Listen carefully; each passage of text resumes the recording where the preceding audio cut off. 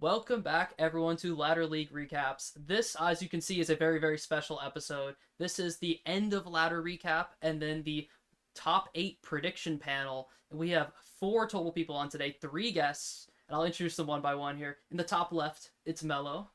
Welcome, Mello. Ejpman. Welcome, How's it Ejpman. going? And Colten in the bottom right. Okay. So let's start off right away with the week 6 recap. I know there's so much. It's been a while, guys, since I did one of these videos. Yeah. So week 6 happened. I don't know. I think on June 17th was what the match was posted on YouTube. At least I did commentate this one. I had the honor of commentating this. Probably, I think when Anonymous said it on the comms, but he said it was the best match of the tournament. I almost have to agree because as you can see, just by the final times, it was really close throughout. This was like a thriller for the 6th seed in Ladder League, the honor of taking on Anorak between Justin, Laser, and Bricko.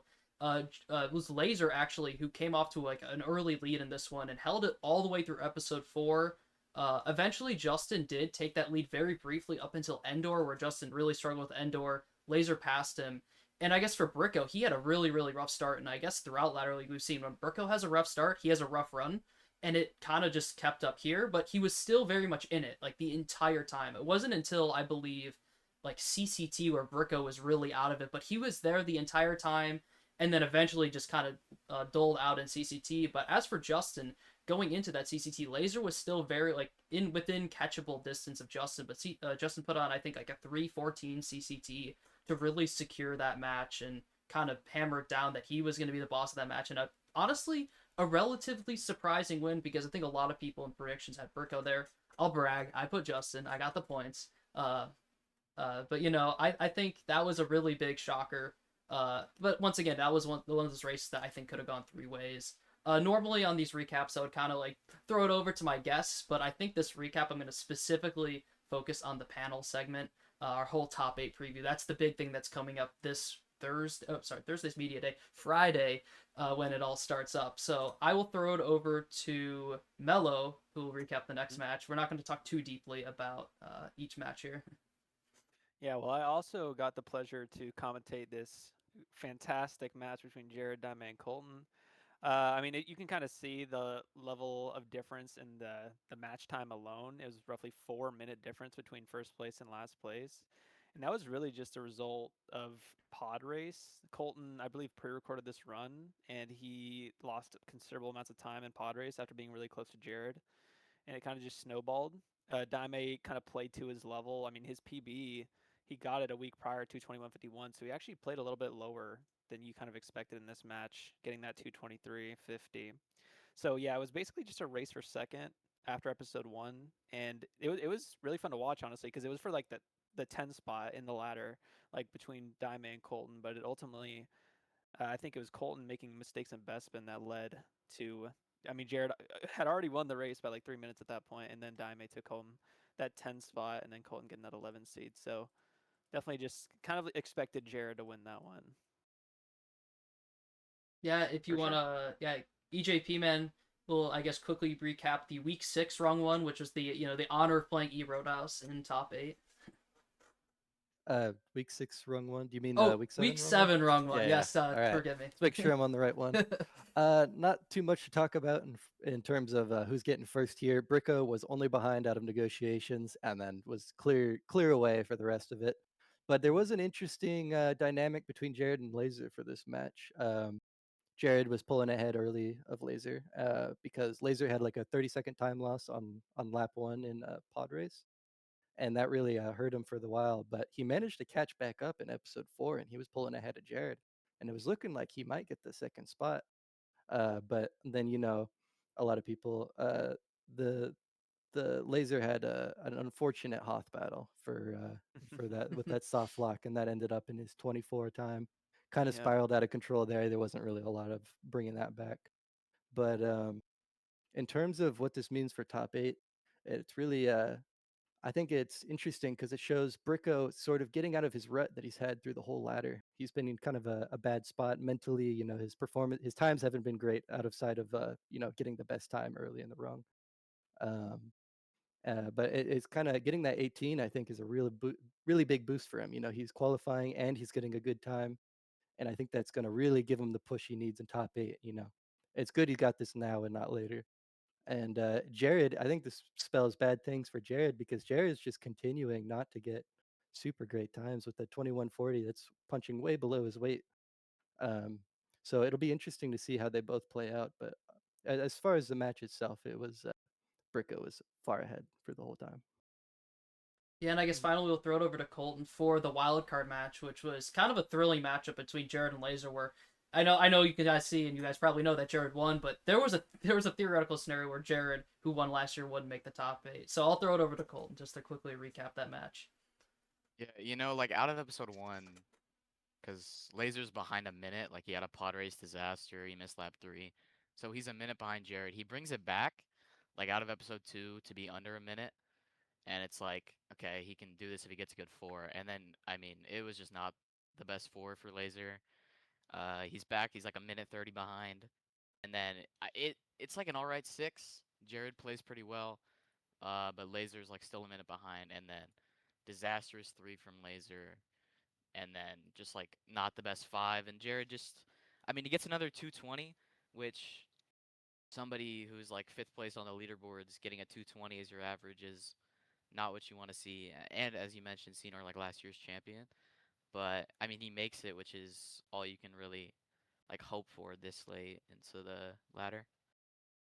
Yeah, I mean, I guess before we'll do a little preview for every top eight match before we start digging into like who we think is gonna win what, because that'll be a cool segment. But I do want to, something I do have done for everyone. It's kind of at least give a little send off for everyone who did get eliminated since we last had a recap. I guess starting with that week 6 match, it was Daime and Colten. So for Daime, this ladder league, it was interesting because he had such a bad start. Honestly, Daime was struggling because he was in the bottom rung as early as I believe week 4, as you see there. But he was the guy who just wouldn't die. Whenever his back was against the wall, he spit out a time that somehow was enough, and he did it up until that match against Jared, which I think Daime versus Jared, that's going to be a really really uphill battle. And even he got a 223.50, which I think loses to every Jared time this ladder league. Even the week 2 one where Jared had the Bestman disaster is still better. But shout out to Daime for I think a relatively overperforming ladder league. I think if you look at it, eventually getting 10th, I think that's a nice little overperformance from him. And then Colten, obviously he's here with us right now, who obviously outside of ladder league has been prevailing a lot, but within ladder league he just wasn't able to get anything going. That potential of Colten getting a 219, in any race in ladder league never came through. Not even a 220. I don't even think, or a 221. Wait, wait. Let me click the down arrow real quick. No, Oh no, he got a no, you don't have. 222. Okay. He did get a 222, but Dang. Shoot for the No. stars. but Colten just couldn't get anything really going throughout ladder league, and 11th place. I wouldn't call this bad considering his initial seeding, right? But considering his PEB and where he's been, I'm sure I would normally say I'm sure he's pretty disappointed, but we can probably validate that right now. I probably It was bad. It was really bad. I played. How is my best time at 22? That's actually disgusting. But it's All okay. good. Yeah, but I would say in terms of your initial seeding and I guess the times you put up and finishing 11th in that, getting to week 6 isn't probably the worst thing you thought of, but obviously I think we were hoping to see Colten in that week 7 match at least, maybe the wild card match. But a little bit of a surprising early exit. And then I guess one last person to talk about, Flaming Laser, who honestly it's normally I'd say is a great ladder league for him, but it's so weird because he started so well. He had multiple opportunities to actually qualify for top 8, which would have thrown this entire thing out of like going crazy, because then we would see 2 initially like seeded top 8 players have to play in the wild card match and someone would miss. But Laser never really got over the line. He was there so often. It was like 2 really good 219s to the tournament, and I think me and Anonymous in our recaps are both like, yep, he's gonna, we were very high on Laser, and we thought maybe he'd even break through in one of these weeks and qualify early, but ultimately comes down to the wild card match where just quite not able to get it through. He never really put up any of those 219s he was putting up at the start later in the ladder league, and clearly it's shown that the 220s and 221s are just not good enough to qualify in ladder league. I guess Jared did qualify with the 220, but that was against the 221. But yeah, just to give them the flowers. Great. It's still, I would say, a good performance from Laser. Came in as I believe the 12 seed maybe even the 13 seed. I probably need to check on that, but um, finishing ninth, almost making the top 8 multiple times is really impressive considering where he started. But obviously, his PB now being a 218, he's significantly improved. And now we'll quickly turn over to this tab. As we preview the top 8, I'll quickly go to a challenge tab in a minute once we do that. But we're just going to quickly preview each matchup here. And I'll start out with quarterfinal number 1, which I believe actually these times are in Central. Oh no, yeah. So these times are in Central, just to people are looking at the times and they're like, oh, the match is at 9 a.m. It's at 10 a.m. Central, but I actually it might be rolled back like 30 minutes, or should I moved ahead 30 minutes.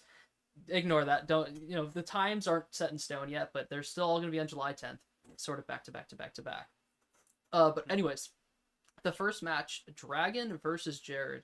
And this is, I feel, it sort of reminds me, maybe you guys can agree or disagree, but it sort of reminds me of Frost Dragon last year, where I feel like there was a clear favorite going in and a very big underdog, and we saw what happened there.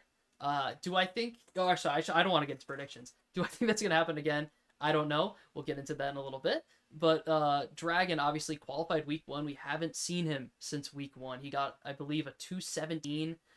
What could have been even maybe a 216 without the PC problems in Ladder League, which is crazy. Dragon obviously traveling all the way from Finland. He actually got to meet him before he traveled to Indianapolis, which is pretty cool. And he didn't even seem, I guess this is my insight, he didn't seem too jet lagged or anything like that. He was just, he had a crazy, travel day.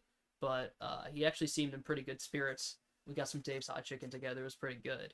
And then Jared, who, obviously the problem is he's coming in as a big underdog in this match, and he hasn't really shown us, other than one week in this ladder, that he can compete with the very best, even though his PB is all the way up there. So this should be a very, very interesting match. Obviously, Jared, the defending champ, he wants to defend this title, but he's up against the best of the best here. Dragon, who's, I think, clearly one of the top dogs in top 8. So this should be a very, very good matchup with a clear favorite in Dragon, but you never know because Jared is capable of putting up some crazy runs. And I guess I'll throw it over to Colten, who will quickly preview quarterfinal 2. Yeah, I mean, Zach being in the 4 seed is kind of shocking. Most people had him winning week 1 and just getting the 1 seed, but I mean, he's against Scynor, who getting the 5 seed was kind of a little bit of like an over. I don't know what the word is. Like he kind of overachieved. Performance. Yeah, I would see him more of like the 6 seed, but him getting the 5 is, fine. So you got Zach, who's someone. I mean, he's the current world record holder. He's the top runner of the game against Senor, who, I mean, I bopped him, so that's something. But Jeez. I mean, He Zach's had the to plug favorite it. He here, had to but plug it in there, I had to, I had to. But I can. I don't want to get into predictions, but you got like 2 runners very historic in this game going. I mean, isn't this like your second meeting? Wasn't your first one earlier? Yeah, no, we had not been in Right. Ladder Yeah. League up until this year. Or I shouldn't say Ladder Yeah. League, in any tournament. So yeah, it's gonna Yeah. be an exciting match there. Oh, yeah, and then we'll throw it over to Ejpman for quarterfinal 3 now. A little preview on that. Right. Maybe I'm biased. I don't know, but to me personally, this is going to be the most exciting match of the whole day. This is Roadhouse versus Bricko. These are two very consistent, very strong runners. Evan just getting record recently. He's in third now, but just coming out of nowhere, he streams for one day and he gets record.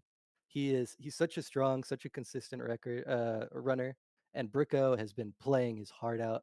I know personally from talking to him, he's putting everything into this, and I think they're both super strong competitors. Um, it'll be interesting though. Bricko's had such a shaky ladder so far. It seems like he's kind of getting out of it. And Evan, we didn't get to see much of Evan. He qualified in week 2. So Mhm. I think this one's going to be super exciting, and this is happening in the quarterfinals. This is what you would expect to see in the grand finals for most tournaments. So this one's exciting. I'm super excited for this one, and I think this one will probably be the closest out of any of the quarterfinal matches that we see so far. Yeah, and finally we'll Could throw it be. over to Mello. Sorry, I'll give you a little introduction. Yeah, for Oh quarterfinal number yeah, yeah. 4. Yeah, Anorak Vs Wiisuper. This is actually like a really like interesting match, I think, just because Justin's been around for so long. He's been playing since like 2018, 2019, and then you have Anorak, who's only like a 2-year player. of this game. He's been in both ladder leagues. He's improved exponentially over the last two ladder leagues. He's now in the top, like what? He's top 5 now on the boards in any percent. He's at this point you would even say like much better than Justin. I mean, you can kind of say that. I mean, their PBs are kind of far apart. I mean, Justin has a 218.40 and Anorak has a 217.06, and it's like people still have this overwhelming belief in Wiisuper, and you never know because Anorak's like so much like improved. Like what could really happen in this one? Like so many people just because they know Wiisuper could default to him, but Anorak might like really like show something here and actually take down Wiisuper. We'll have to see. Yeah, obviously, as everyone just said, very, very fun quarterfinals matches coming up. And I think now, which I'm almost like, trying to think of this as we go, we'll switch over the challenge bracket because I think we're going to kind of make a consensus bracket, but also we will express each of our opinions. And if we're split on one match, we'll, think of some theory scenarios in the future, but we'll try our best to come up with the best consensus bracket between all four of us. And I think for now, before we get to the bickering, we'll at least voice, I guess, one by one, maybe voice our opinions on what do you think's gonna happen and who's gonna win, and then maybe after that we have a little bit of a conversation about it, deeper conversation. But I guess I'll start us off, and then we can kind of go in a set order. I guess we can just keep the same order as we just did the preview. So like me, Colten, Ejpman, Mello, and then we'll just kind of Clockwise, yeah. say who we think is gonna win the match and what's gonna happen. Obviously, give our whys, and then after that, maybe we can do a little bit of deliberation on some, if it's a different, if there's a differing opinions. I guess I'll start out with the well, I should say we all will start out with the Dragon Jared match. It's the first match of the day, and personally, like going into this Dragon, I think there's some people that might be questioning Dragon's like ability to like I should say get comfortable with the environment. Obviously, he's a younger runner. He's traveling from Finland. It's in person. It's not his setup. There's so many things, like so many factors. But I think Dragon got, I shouldn't say lucky because he earned the 1 seed and he should be playing, an opponent that is in theory the weakest. But Jared, the inconsistency has been crazy, and I think Dragon for him, this is a good match where I don't think he's gonna put the best time up, but I think he'll do enough to win. I think I'm gonna definitely pick Dragon here. It'll be very telling to see what happens with Dragon, but I wouldn't be surprised if he puts up something that's not like what we expect, like a crazy good time for Dragon. But I think this will be his like adjustment match. And the thing about Jared is, and I don't want to, it's unfortunate that I just kind of have to talk down on Jared. It's just what we see in the ladder. I guess I can quickly go back to this, and whenever you guys want to refer to this, I can definitely switch back to it. But we haven't seen really any good times from Jared except for that week 3 time. Which if he did like even if he got a couple 218s in there, maybe a couple 219s, I think he got one other 219. It was very high 219. I would talk higher about him, but just this tournament's not been Jared's, and I don't want to take obviously the points are really good if you're predicting Jared, but I don't think I want to take the risk on a 1 out of 8 matches he's done good, and then 7 out of 8 matches he definitely would lose to Dragon. So I think I'm gonna go, which maybe it might be the safer pick here, but I think this is gonna be a closer match than people think. But I think Dragon's gonna do enough to win, so I'm gonna go Dragon here, and I guess I'll throw it over to you, Colton, on what you think's gonna happen in this match. Yeah, I think this match entirely comes down to what Jared we see.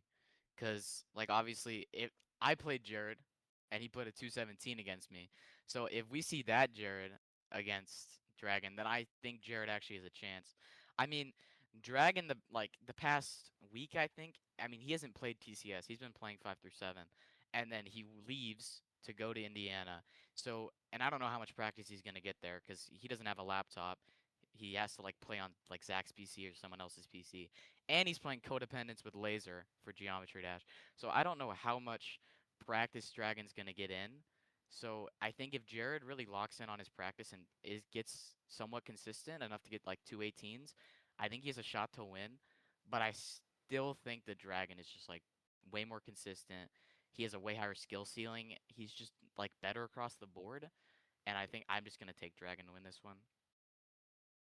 Yeah, EJP Yeah. man, over to you. This one for me is just the most one-sided. I mean, obviously it's the 1 versus the 8 seed, so that's not really anything surprising, but it's definitely not out of Jared's hands to win this one. Like the people before me have said, he's playing in a new environment. He's traveling to a country he's never been to before. He's younger, and then him and Anorak have the unique position of being the most alien to the group of all of these players have met each other multiple times before. It's just a different environment for Dragon, and I don't know how much he's been playing personally, but it's based on Jared's performance. He played 8 matches, um, and through the whole ladder league, and he just wasn't showing the performance. I know he's been working on his career. He's been focused on the production side of things. He's on the production team, um, but as much as I would like to root for the underdog here, Dragon is just such a scary competitor. I didn't know how to feel about him going into the whole tournament. He is such a scary guy, and you do not want to be in a match against him before the grand finals. It's so I'm taking Dragon on this one. Although Jared's definitely not out of the question. He can pull something out of a hat like he did against me and Colton with that record Yeah. pace run. Only against That you was and Colton. amazing. Actually, that's funny. Yeah, Only I know. against- It was really inconsiderate. It was But mean. It was really mean. yeah. All right, then I'll throw it over to you, Mello, on this match. Yeah, this match is interesting because usually 1-8 is super one-sided, but I think like somehow Jared being the 8 seed makes this even closer than like it could have potentially been. I mean, because Jared has obviously like had record twice. Dragon only has had it once, but obviously it's like I guess a more impressive record because it happened more recently. But in terms of this match, I think I'm more close to 50-50 than any of you guys are because I just think like Dragon's motivation has been waning recently. Like is because normally we see Dragon like robotically practicing 3 hours on one segment, like BHP Room 1 or something. But I guess he feels confident enough in his current skill that he doesn't feel the need to like really grind practice, and like he thinks that it would actually just negatively impact him to do so. So he kind of just like chillaxed the last week, like after wild card, like before the event, for his travel, got his mind right, and I guess we'll see what that does. I know Jared was practicing pretty hard the last few days before he travels, so it is really up to what we see from Jared because Jared kind of plays better versus worse competition, and Dragon is arguably one of the arguably the best runner in the world. Like at some certain sections of the game, he just completely dominates other top runners. So it really just depends on Jared's current level and how badly the circumstances affect Dragon. Obviously, Jared's not played in person, I don't think either. So that is like kind of equal, but Or I mean, I don't know if this experience really, if you guys like value this a lot, but there was like an event, I believe, in like 2022 at like Pace or something. I think it was Pace where Jared, Zach, Ginger, and Justin played. I could be missing one or two names there. I but that was in 2022, and that was like an LTA formatted event. Obviously, not like a no reset, And it was kind of like they were all just next to each other. They could all see each other. It was. I don't know if you guys. I don't really value that highly, but I guess like Jared has played in person, next to people before. But I don't really. I don't know. I don't necessarily like value that very high. Yeah, go ahead. I mean, Dragon just has so much confidence, you know. Like, if you listen to him talk, he just thinks he's better than everybody. And I don't think that's gonna like go away just because he's in person. Like, because if you have confidence and you're not that nervous, like you're gonna play fine. Because I think Dragon's like his floor is like a mid 219, something like that, maybe a low 220. And we've seen Jared like that's his average in ladder league, and I don't know how much that's gonna change like since the wild card to his match. Like I don't think there's gonna be that much of a difference where it actually like impacts Dragon's ability. Jared's definitely capable of taking this. Like, I don't think anybody will go against that. But I think so much would have to happen. Dragon is just such a strong competitor, and Jared's just not in form. If he was on his when he was getting records and stuff, if he was in that form, I would be much more up on the air on this one. But with how he's been playing lately, this is just a no brainer for me, at least out of the quarterfinals. Yeah. Yeah, and I mean, I don't know. I think I do. I think Ejpman just said you do bring up a good point that I think like anyone could win the tournament. Like, I think anyone could go on and win the tournament, but obviously I think there's definitely favorites over other people. But given the formatting stuff, really anything could happen. And I know we all kind of lean Dragon on this one, but yeah, definitely like Jared could win this in my opinion. Like he could. You never know what's gonna Absolutely. happen. Dragon, normally like. he's just like so good at the game. Like I think in terms of like some people like I've had this discussion with a couple of people before. There's like speed and consistency, and I just think like he's just like the fastest runner at the game by like a mile right now. And I you can't say he's bad at consistency either. Like I think he's also relatively consistent. Oh, he's not. He's good. Yeah, I was gonna say maybe not up to the standards of someone like Zac or Evan, but it's relatively close already. Like the fact that you see his PBs, he's always getting on good paces. So maybe he has a higher chance of having like a really bad like snowball effect situation going on the run. But I think even that he's able to control it enough to win the match. So I think on our bracket for now. Well, I shouldn't say for now. I think we all consensus agree. I'll throw Dragon into the next round for now. Oh, oopsie, sorry. Okay. And then I guess we'll move on to our next matchup, which is obviously an exciting one. Myself and Zac. And I'll go first on talking about this just because I can at least give you guys some insight. Because I guess the big thing about this match is, other than Zac, surprisingly being the 4 seed, and like Colten said, maybe a little bit of a little overperformance for me being the 5 seed, but I'm not playing on my normal keyboard, my precious normal laptop keyboard, which if I pan my camera down, I could show it off. But I'm playing on, actually it's right behind me, the Justin keyboard that Justin recommended to me that he uses as well. This Razer Deathstalker. It's a nice keyboard. I will admit it's a very nice keyboard, and honestly, because like to the key profiles, very flat. I don't know how well people can see this in the video, but very flat. I think it mimics my laptop keyboard very well. I could go into the specifics why I think it's slightly off, just because like the F2 buttons in a smaller, slightly different spots, and then like whatever, some very small things in the dropouts, whatever. But in terms of, I've been running on this keyboard a little bit so far, and as soon as I think like a day or two ago, I got a low 219 with it without some like pod race mistakes too. So I feel like in terms of my level of skill, I'm a little bit below where I'm at in terms of on my other keyboard. Uh, but I think I'm, what is it, like July 5th right now. I'm leaving Wednesday, so I'll have a couple more days of grinding on it, and obviously there's the practice before the event. So that is the situation with me. I think I think at the moment I'm a little bit below my PB skill level. And then obviously Zac going into this race, I think he's like, it's kind of surprising he got the 4 seed, and he kind of just was putting up performances that the expectation for Zac was so high. I think consensus, everyone had him number 1. And I'll throw it back to the screen real quick, just because like 218-21, that's not a bad time, but I guess not what we expected from Zac. His next run, 218-35, same thing. 219-09, another shaky one, and then a 218-10, a little bit back to better for him. But we haven't really seen, like we've seen Bricko even, Dragon, Evan get these 217s in the tournament and kind of like get these top time, even Jared. And Zac hasn't put one of those up yet, and it's a little concerning to me just because he hasn't done it once, and he did get the 4 seed, but then again, Zac, and I feel like he's one of the best players at this game, all time, maybe even the best all time. So I feel like it's one of those things where he's gonna have to come alive and start getting those good times, and I think a match against me is a very good match where he could do that, especially given my, I guess, slight keyboard handicap. If I had to give like I liked how Mello kind of did like closer to 50. I'll say like a percentage. I think this match is maybe like a 70-30 or maybe even 75-25 in Zac's favor.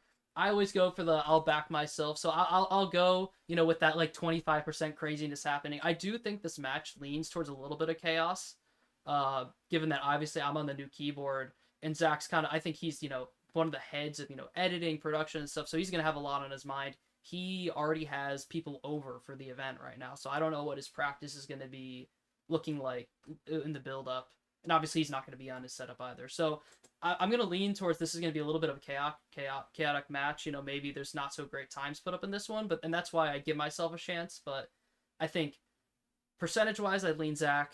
I'm going to go with myself because I'm going to back myself, just because it's fun. And I'm hosting this and I want to pick myself, but I'll throw it over to Colten. I'll throw it over to Colten to what you think of this match. I think this match is even like closer than you're saying, just because I mean Zac for the past or a few days ago, like a week ago, he was at his parents' house and he was there for a while, so he's not practicing, and he's been like He has to edit all the stuff for top eight. Like they have to plan all like the entire event. He has Dragon over. So I don't know how much practice he's been doing. I don't think it's very much. So he's not going to be in his top form. But Senor isn't also. He's playing Minecraft with his sister. He took a long time off, and then he comes back and he gets like a 23 and then a 19 on a no reset, which that's like a good sign of a D rust that you're a minute off and a no reset. But I just think that Zach is like a tiny bit right now. Like I feel like he can get a mid 218 and then Senor will get like a mid 219, and that's just what I see the match being. And I think that Zach just takes this one. But I think there's a very high chance that Senor can win this if he actually locks in on practice for the next like 3 days and like takes the time to focus on like and fine tune his like skills. I'll lock in for you, Colton. I'll lock Yeah, in. yeah. Oh, you're taking Zach though, right? Yeah, I think that was what they said. Yeah, I'm Yeah, taking yeah. Zach. Okay, yeah. And then I guess we'll throw it over to Ejpman, yeah. Some good points made about Scenor's keyboard situation and stuff, but at the end of the day, if you look through all of these, everybody's making sacrifices. Nobody's playing in their comfortable environment, and that's you can only take that so much into consideration.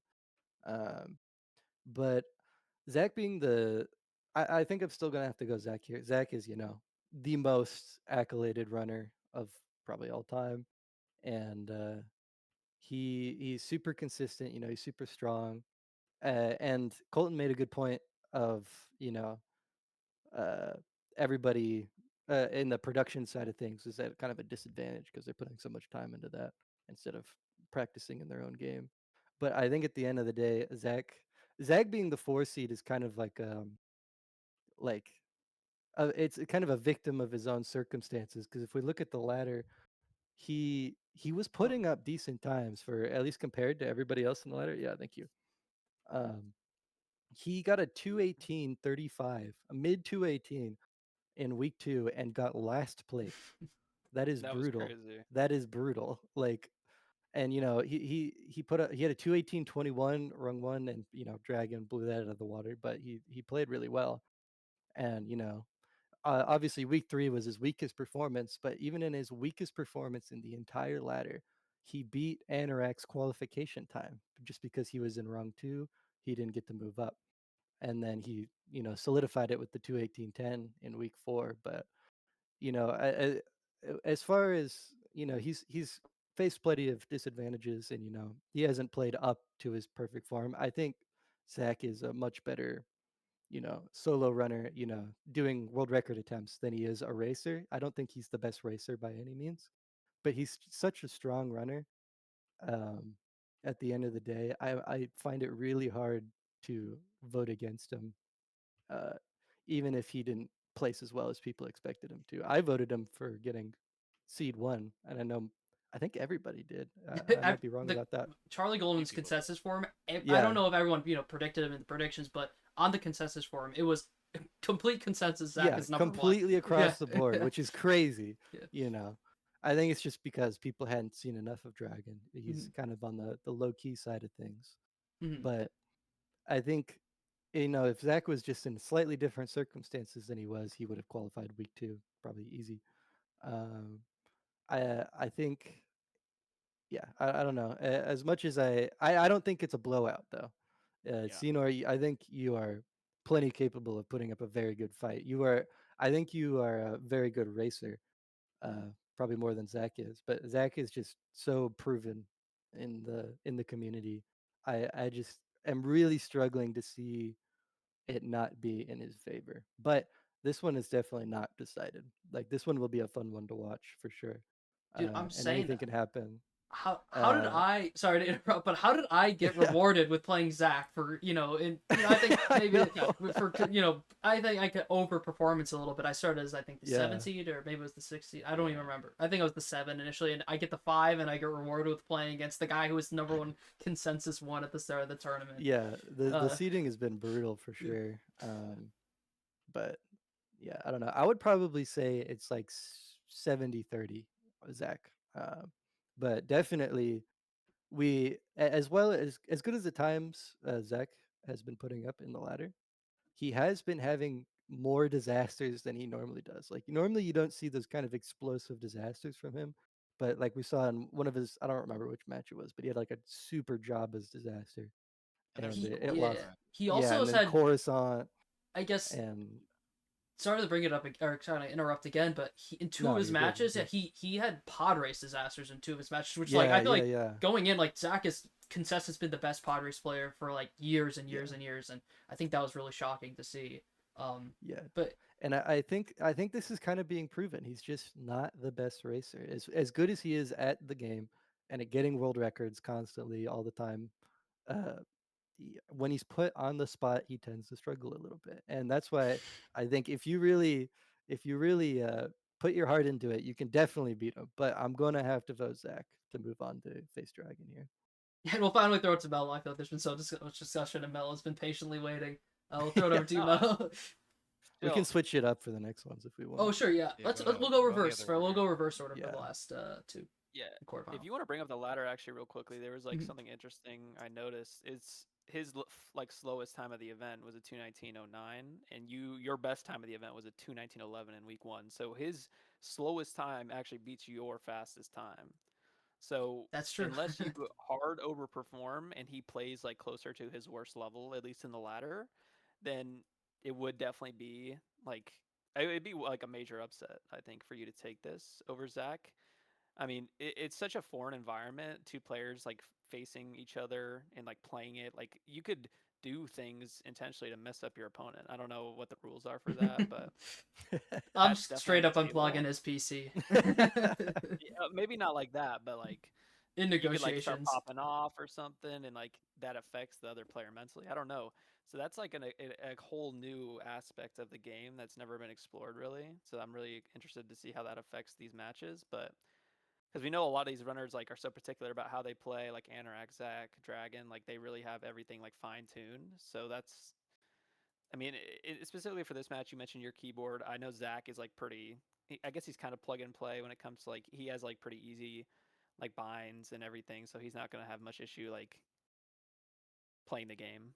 But yeah, I think I would go 75-25 for Zach here. I think you would have to like hit flow state pretty fast. Like you'd have to have a really good one, and then just kind of like bleed it into the rest of the run. And Zach would have to have one of his major falters, like a 45-second to a minute falter, for it to be like close going into five. And then is really just like a clutch mentality at that point. And both you guys are clutching your own way, so it'd be really interesting to see what happened there. Yeah, I guess But I I'm going was. with Zach. Yeah, to your point, I was gonna say some of my runs this ladder league that have been those 219s. I think I've had like three of them, maybe four, three of them. I think. Those like mid to low 219s. I think actually what a little cluster 219 11 219 21 219 20. But those runs don't necessarily have like the best starts. And then I was able to kind of come back into the come back into like flow state, I should say, later on. But I feel like yeah, in this match it's like I don't really have that wiggle room of like, oh, a bad start and then I get back into it. Even then, I might already just be done, because For Zach sure, just is on a yeah. good run. So I feel like I don't have that sort of leniency that you obviously would have in a ladder in a three-way race. I feel like yeah, I agree. I'm gonna have to go off to probably a really good episode 1-2 start. Um, Also, I guess I want to touch on another thing you said, Mello. It's like the fact that other like we haven't even touched on it yet. Is like right, you're in the same room with the other runner, and it's like I think you're just kind of like a desk space away. Like you're on the same desk, but it's like you can't see each other, right? There's monitors blocking and stuff like that. But it's like if you finish pod race, right, you stand up, you're like, whew, like you're walking around like you're a little like relieved, got a good pod race. The other guy's been messing up stuff. It's like, and the other guy's done. Like, what sort of mental does that take on you? I don't think, I guess to your point, I don't think they'll be allowed to like pop off, in the middle of the run, unless I think the runners agree on it, which might happen, maybe not. But I think if the runners both agree for stuff like that, like trash talk or popping off, then it could happen, which would be interesting. But then I think without that agreement, I don't think people will be allowed to, just stand up and like, let's go, go over to the side, like That would be that's a crazy. yeah, so but there is the factor of maybe someone stands up during a cutscene, and that already is like playing into the mental piece. You're seeing them out of the corner of your vision, like they're standing up, and you're like, well, crap, I'm not even in the cutscene yet. I'm like a minute away from it. Who knows? Especially since like someone like me, I don't, and I'm sure a couple others people too in top eight don't really look at the match too much when they're in the run, right? Maybe check in occasionally, but the whole thing is you keep yourself in the dark so you're locked in, but that factor might be gone. You know. That I Yeah. think is a really good point. I didn't even think of that because I Yeah. know it's like kind of a discussion. Do you watch the match or not when you're in your match while you're playing? And a lot of people like to just keep it off. They don't like to think about it. They don't like to look at it and just focus on their own game. You don't have that choice. And I know for myself, I tend to watch them when I'm running. I just like to keep tabs on things. And it doesn't feel great when you see they're in the cutscene and you still have 30 seconds left Yeah. to go in your level. And that's on a So delay, by those the way. people, That's on a delay. When you see it yeah, real that's on a time, it's delay. probably worse. Yeah, that's brutal. And it's so for those people, I'm not sure who those are. I can't really name any names, but I know there's certain people who just they don't want to see any of that. If they see that, Mhm. it just messes up their whole flow. But that they don't have an option here. They're gonna know. So that's I mean, something to even with take into what consideration. I think like Saber told me that there's gonna be, or a bunch of people told me there's gonna be like a monitor in the room that like shows the stream. That's I think that's what Saber told me. Really? So yeah, That's so can you crazy. imagine doing your run and you're looking around and there's a monitor that's just showing you the difference. And it's like, oh, I just made a mistake. Oh, and he's 30 seconds ahead of me. Like you know at all times. And like if you normally don't look, which a lot of people don't, or they only check at the end of four, and then now you're that's like force fed to you. Oh no, I'm losing and I need to bring this back. And that like that just messes with your mental because you're in a whole different spot. You know, it's not just like a no reset. It's I need to play better and I need to beat this guy. I Yeah.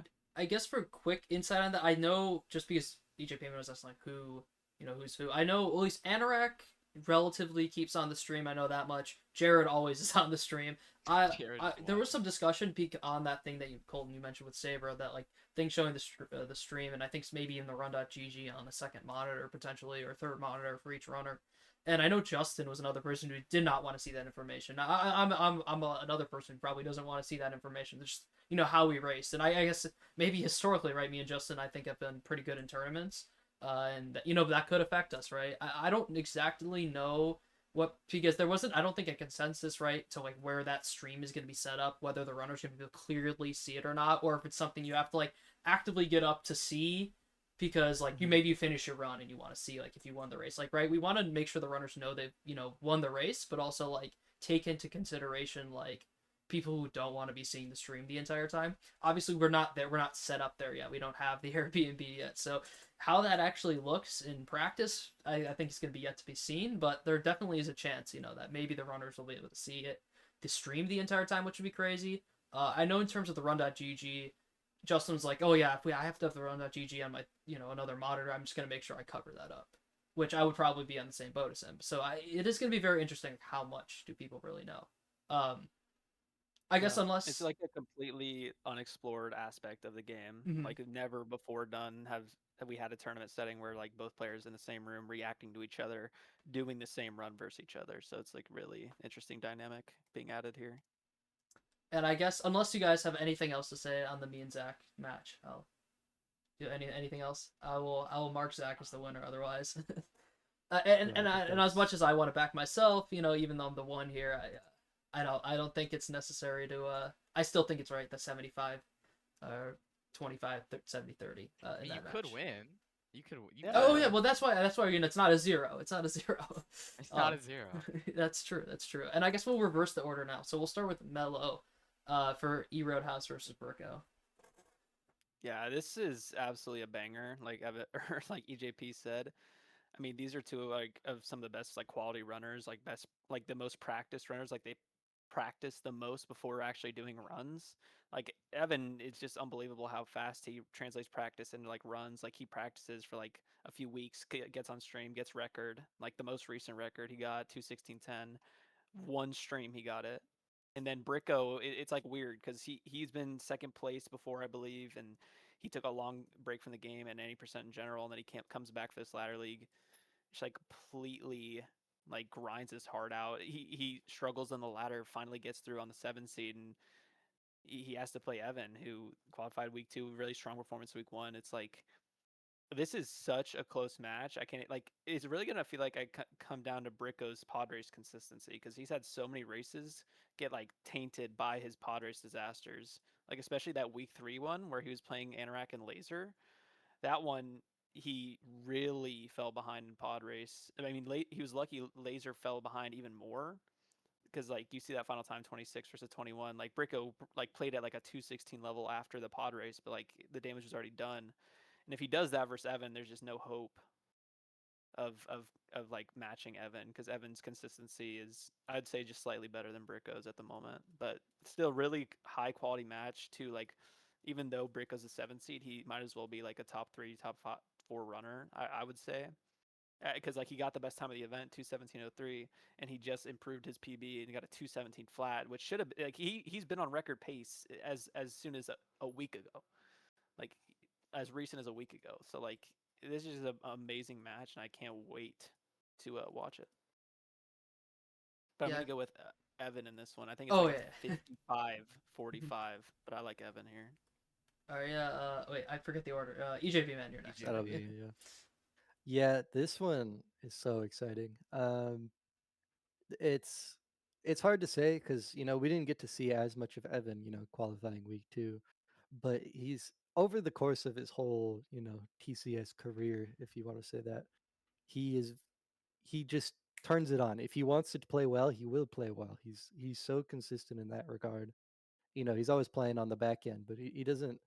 He can be off for a while, and he comes back and he just gets a monster time. But Bricko has the advantage. He's like Mello said, is just putting everything into it, um, and he's been on pace to just blast the record out of the water. Um, but as we're seeing in the ladder, I think more is I think Evan is very strong at like he can make mistakes. He doesn't make them too often, but if he does make them, it's he can shrug them off pretty easy. I think what we're learning about Bricko through the course of this ladder, he has been in kind of a more of a slump. It's not really indicative of who he is as a player, but mistakes do tend to affect him a little bit more, and they can kind of just spiral. If one thing goes wrong, it just keeps going wrong, and that I think is Evan's main advantage here because this is going to be so close. And I want to say this is like 50-50 odds. I don't really want to like pick um, who is more likely to do it. But I think if Bricko can just stay on his game, this is going to be so much fun. But if I have to pick one between the two, it's going to be Evan. He's more proven. He's had many world records. Bricko hasn't had one yet. He's trying. I know he's trying. But he he can make mistakes, and that is okay. Like you're not like, ooh, wait, this has gotten real bad. He'll come back. Um, So it's more the pressure is more on Bricko to stay consistent rather than Evan. Uh, I don't think Evan is feeling the heat as much as Bricko is.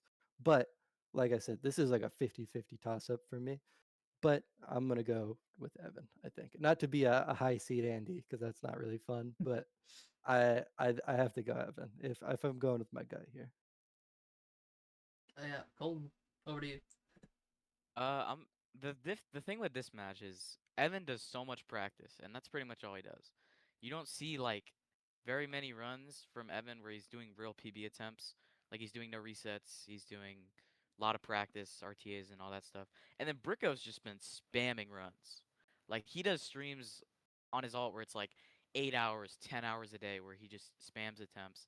And which one of those works better for them is what like this match is gonna show. Because Evan, his consistency is insane. If he does a run, like, and he's trying to PB, like, there's a very good chance he'll get it or he'll be really close. And then Bricko, I mean, his it takes a while to get on a run. Like he goes on streams, some of them die in 4, some die in 2. Pod race is like Bricko's biggest issue. Like it was an issue during the ladder when he got that 26 against Anorak in week 3. He won, Um, but yeah. Oh yeah, I'm trolling. I thought about Laser got laser. the 26. Yeah, yeah. I mean that was still a pod race issue.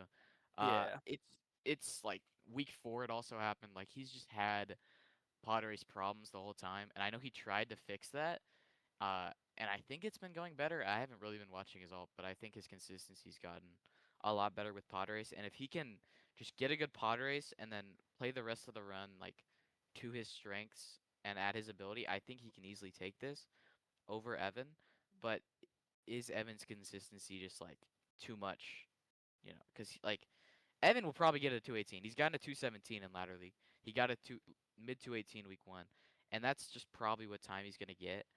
And I really don't see Bricko beating that. So I will also be taking Evan, even though, like EJP said, this is pretty much 50-50. Like it's actually just a complete toss up. And I think it really just comes down to pod race, where I just like think Evan's consistency is better than Bricko's is.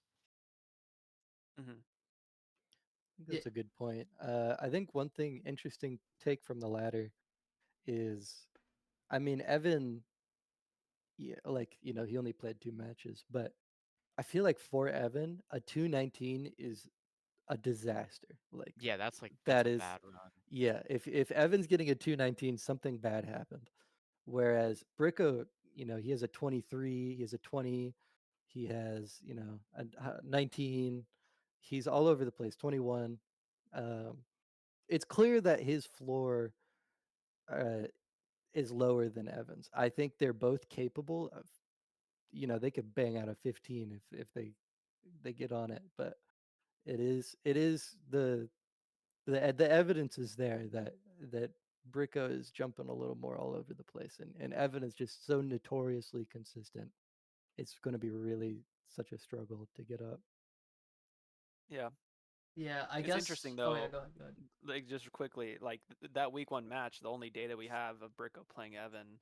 I mean, Bricko put up his best time of the event, and Evan kind of faltered, almost getting a That's a good point. 219, Yeah, which we said is Yeah. like a really bad run for him. But like that was week one, and like we just don't know we don't know Evan's level. You never know Evan's level. You don't know when he's practicing, what he's doing. You just know that if he boots up stream, it's going to take less than like 3 like long attempt sessions for him to get a good time. So it's like we just what form is Evan in? And then we know Bricko's form, like he's been on 16 pace like so many times. Like I think it's been like 3 times or something, like 2 or 3 times at least in the past week. So it's like which version of Bricko and Evan are we going to see in this match is really the question.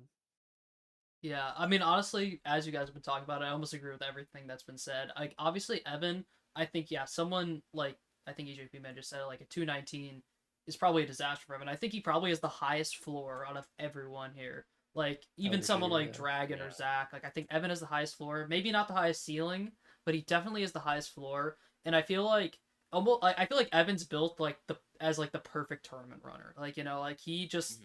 yeah. like he's just never gonna have like he's good like he has that like whole setup with his live split like he can't see his like previous splits. He just like he doesn't think about his disasters. He like moves on really quickly, and like if he just has to do a no reset and just like a random race, I feel like I'd favor him almost against anyone, Yeah.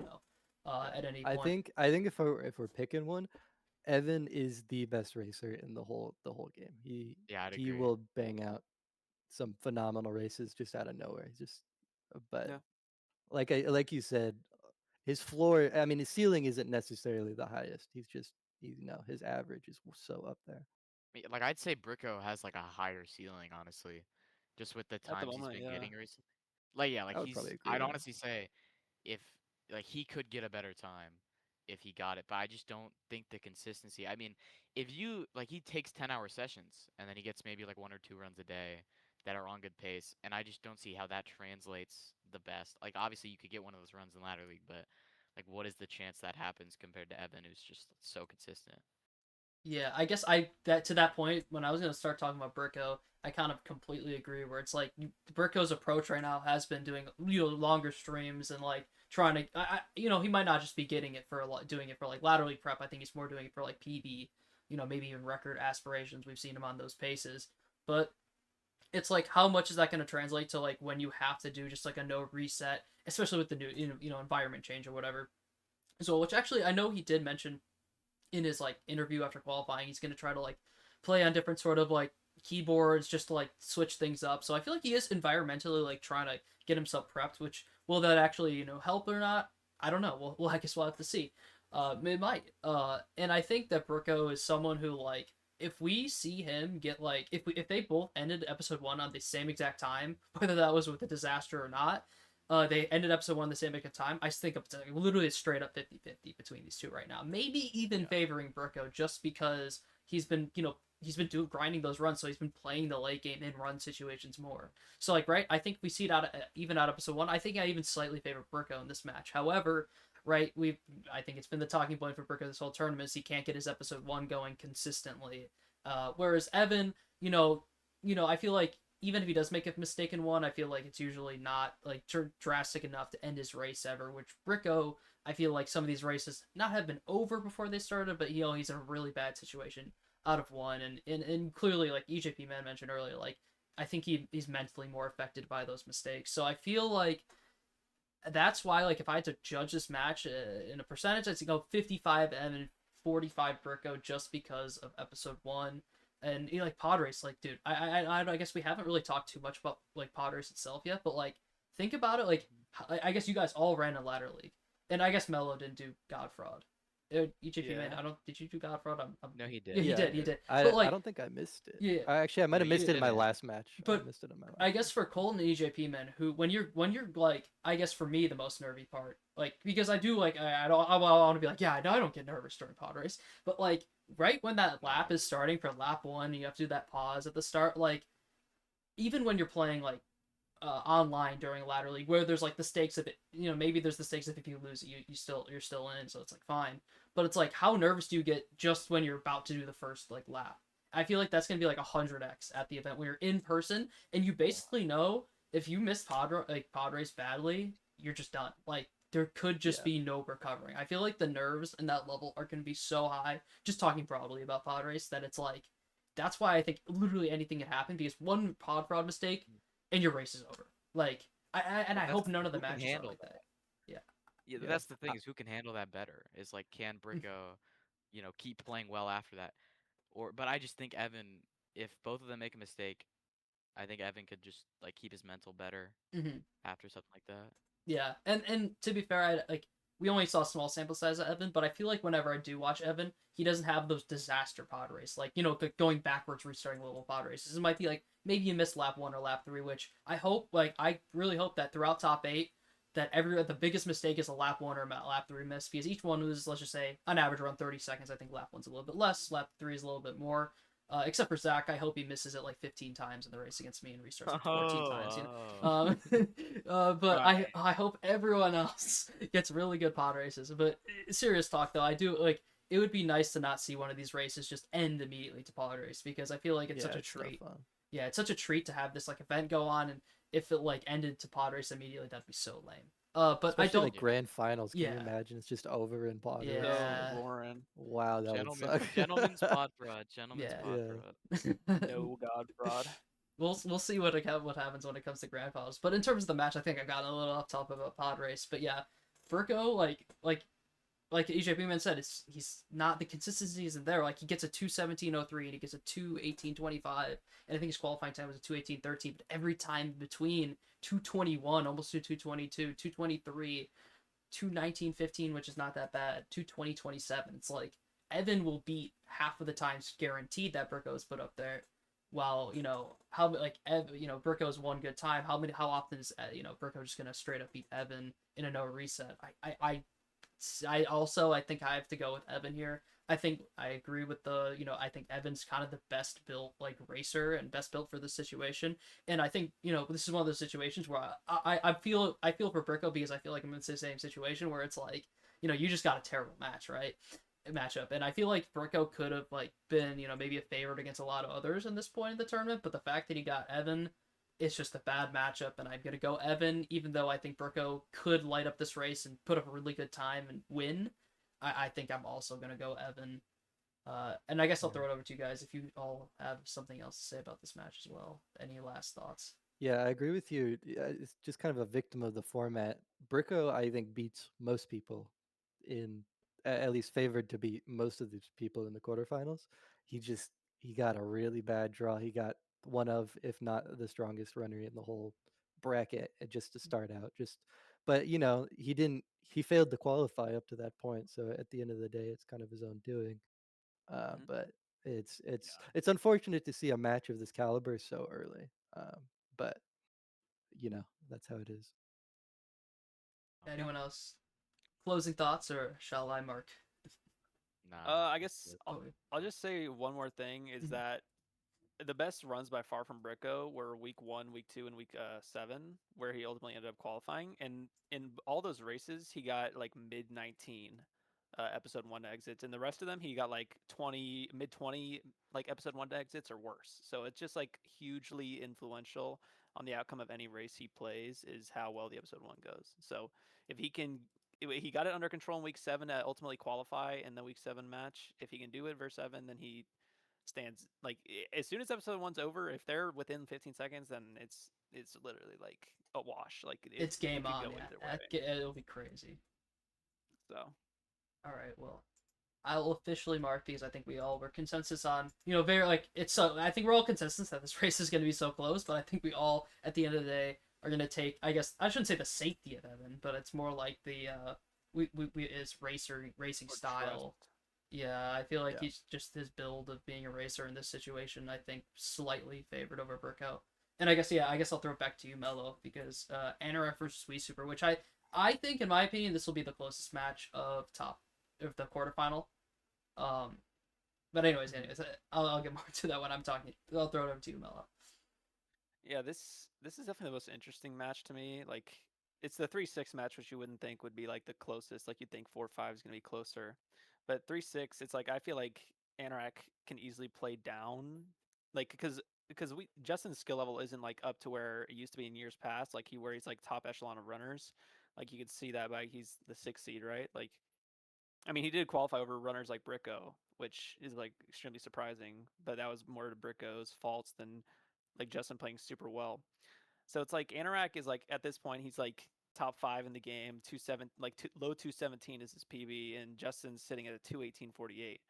So it's like you really should expect Anorak to be heavily favored in this match. It's just Justin's experience is kind of gapping here in terms of Anorak. Like Anorak's gonna be face revealing at this event. He's gonna be like just this is his first time playing in person. He has a very specialized setup on the DS4 controllers, like to the point where when he goes for pod race, like for Godfrod, he has to move a lamp off his desk, mute his mic, do all this stuff to like get in Wow. position for the trick. Like he Yeah. does completely different binds than any other player on that trick, and for a lot of other stuff in the game, he just does his own stuff. So if he can get comfortable on the setups that they have provided at top 8, then I heavily favor Anorak to win this match because I just think his level is way like higher than Justin's current level.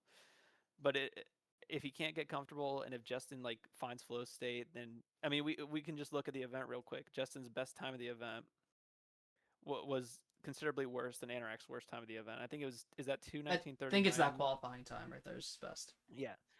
So like Anorak's getting 2:19:20. That was his qualifying time, and in the weeks prior, he got an 18:53 and 18:55. So his worst run is better than Justin's best run in the ladder, at least. It's only 3 game sample size, but it's similar to you and Zach's thing, where like you know what I mean. So Mm-hmm. I would heavily favor Anorak here if he can get the logistical stuff figured out. Just because I mean Justin came back super late to de-rest this game, and he's still like a ways behind in my eyes. So I I'm gonna go gotta, Anorak. yeah, I gotta agree. I didn't know about all that the lamp stuff. That's interesting. See, He's a this is Yeah. lamp. probably the match I'm least confident about. I'm just this one is so vague for me. Like it's really hard to say. But Anorak being a particular runner, I think is interesting because I'm pretty sure Justin is too. Like he has a really specific keyboard he likes to use. He has monitors that he uses that monitor. Um, Obviously he has more experience playing in different scenarios, and I think that's really what's really going to come down to is he because Anorak's in a similar situation to Dragon, where he's in such a different environment, never met all these people, he's never shown his face, he's in not on his setup. So Justin has a heavy hand up there. He's been playing since what 2018, Mm. and but Justin just he's been very focused on other things, and he's made a very impressive comeback in such a short amount of time. Yeah, really showing that he really is still a really great runner. Um, and when he puts his mind to it, he's going to put up competitive times. But just based on his ladder league performance, he's playing pretty consistently, but he's playing pretty consistently below Anorak's, I would say, floor. And Anorak, I think, is interesting because he's a steady upward trajectory his whole time. He's always improving. He's never, in that bad of a rut. I'm sure he has sometimes, but he's always looking for things to improve on. He's always getting better, and I think he's been getting on some really good paces lately. And Justin is playing enough to get by and put up a competitive time, but I don't know if it's going to be enough to best Anorak. I guess it'll really just depend on how well Anorak adjusts to his new environment, and that's just something we can't really know until it happens. But I'm gonna I'm gonna go Anorak on this one. Oh wait, Mello, Yeah, did you I'll. say? Sorry, before you go, Colton, did you say who you picked? I don't actually remember if I Y- don't. If you Yeah, I kind of can. interjected at the end, but yeah, I'm gonna favor Anorak pretty heavily here. Okay, Yeah. okay. Sorry, go ahead, So yeah, Colton. I'll say for Anorak, I think he's probably the most consistent like pod race player in the tournament.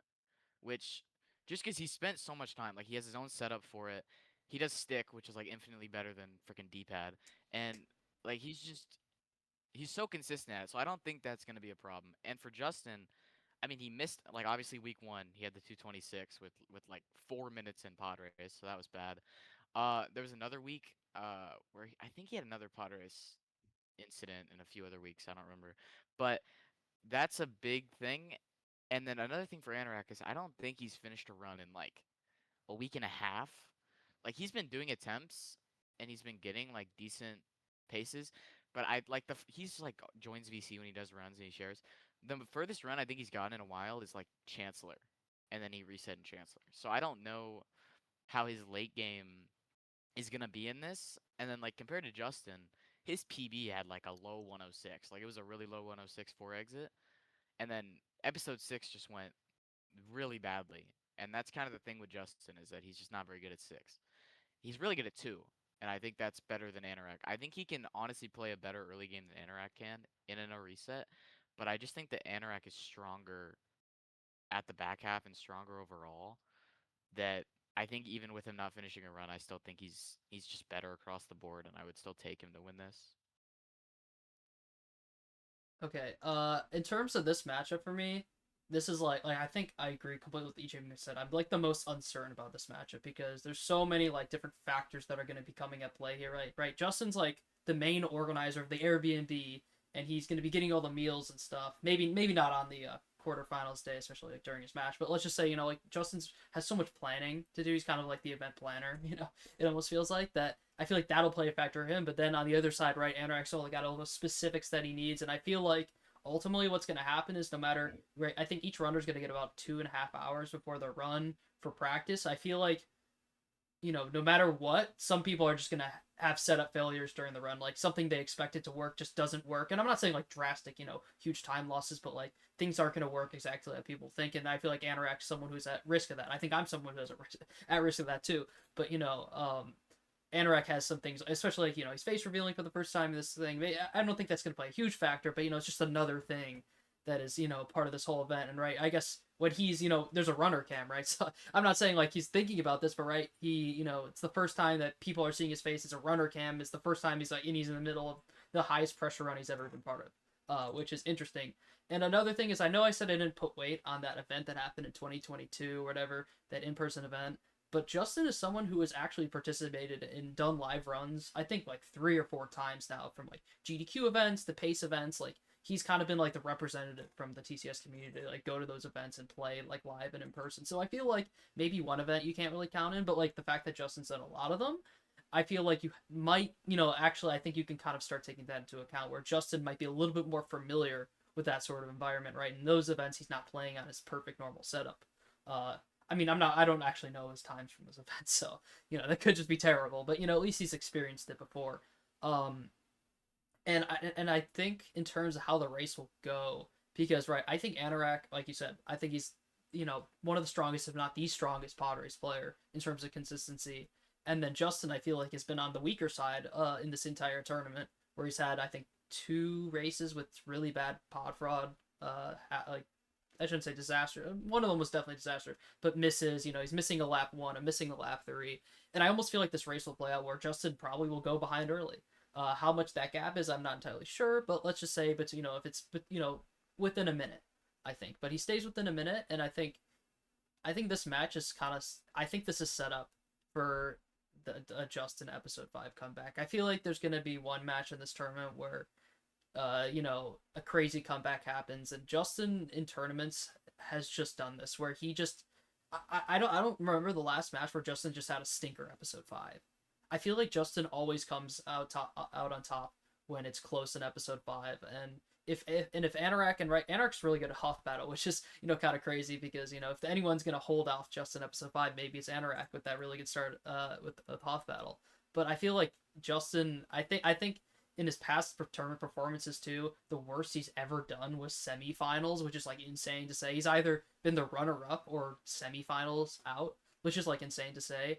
And I think I'm just gonna favor Justin to kind of have a comeback here. And right, I think there totally is a scenario where Anorak just holds on to that early lead, holds on, wins the race, game set match. But I think Justin will come back in this race, just like a scenario I'm thinking of. But that's just my take. I guess I'm the one for Justin here out of us three, but I think it could be a race that goes either way.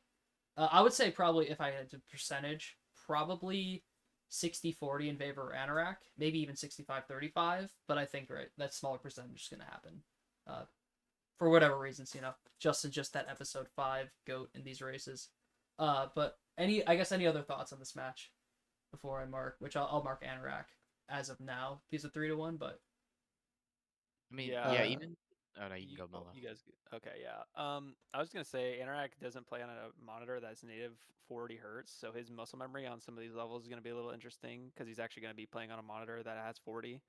So how that affects him, I mean, that's gonna be something as well because he plays like on an OBS projector and he has this whole like particular thing he does when he plays like DSC, and I think it's just DSC actually that he plays Yeah. on 40.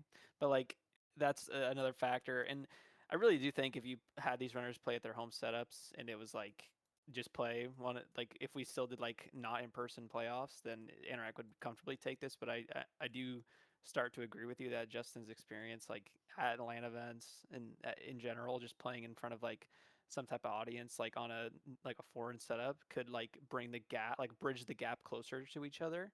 So I was initially going to be like at 80-20 for Anorak, but I do think since it's such a foreign environment that it is closer to like that 65-35, even 60-40 that you talked about. So yeah, that's kind of where I'm at. Yeah, I don't think I'm going to change my vote because I still think Anorak's going to take it, but I do agree that Justin has a lot in his favor in this scenario compared to Anorak. All these other, everybody's playing, like I said, this is foreign to everybody, but Justin, he's proven he's done this so many times before, and apparently, I didn't know about this uh, before, but Anorak, very particular runner. I think Anorak still has the skill to back it up. Like if things go wrong, he can still coast, especially if he gets some good practice time in before. He really needs to focus on all those changes before his match. Uh, but it's not even close to one-sided, I would say. Justin still very, very well could take this, and I would not be surprised at all if he did. But I think I'm still going to stick with Anorak. But it'll definitely be an interesting match. I feel like it's such a toss-up for me. I don't know enough to make a decisive decision on it. I mean, yeah, Scynor, I think with what you said about like Justin in episode 5 and how he just always does that, I'm like, Anorak hasn't been to 5 in a run in a while. Like he hasn't, and I don't Mm. know. He doesn't do 5 RTAs.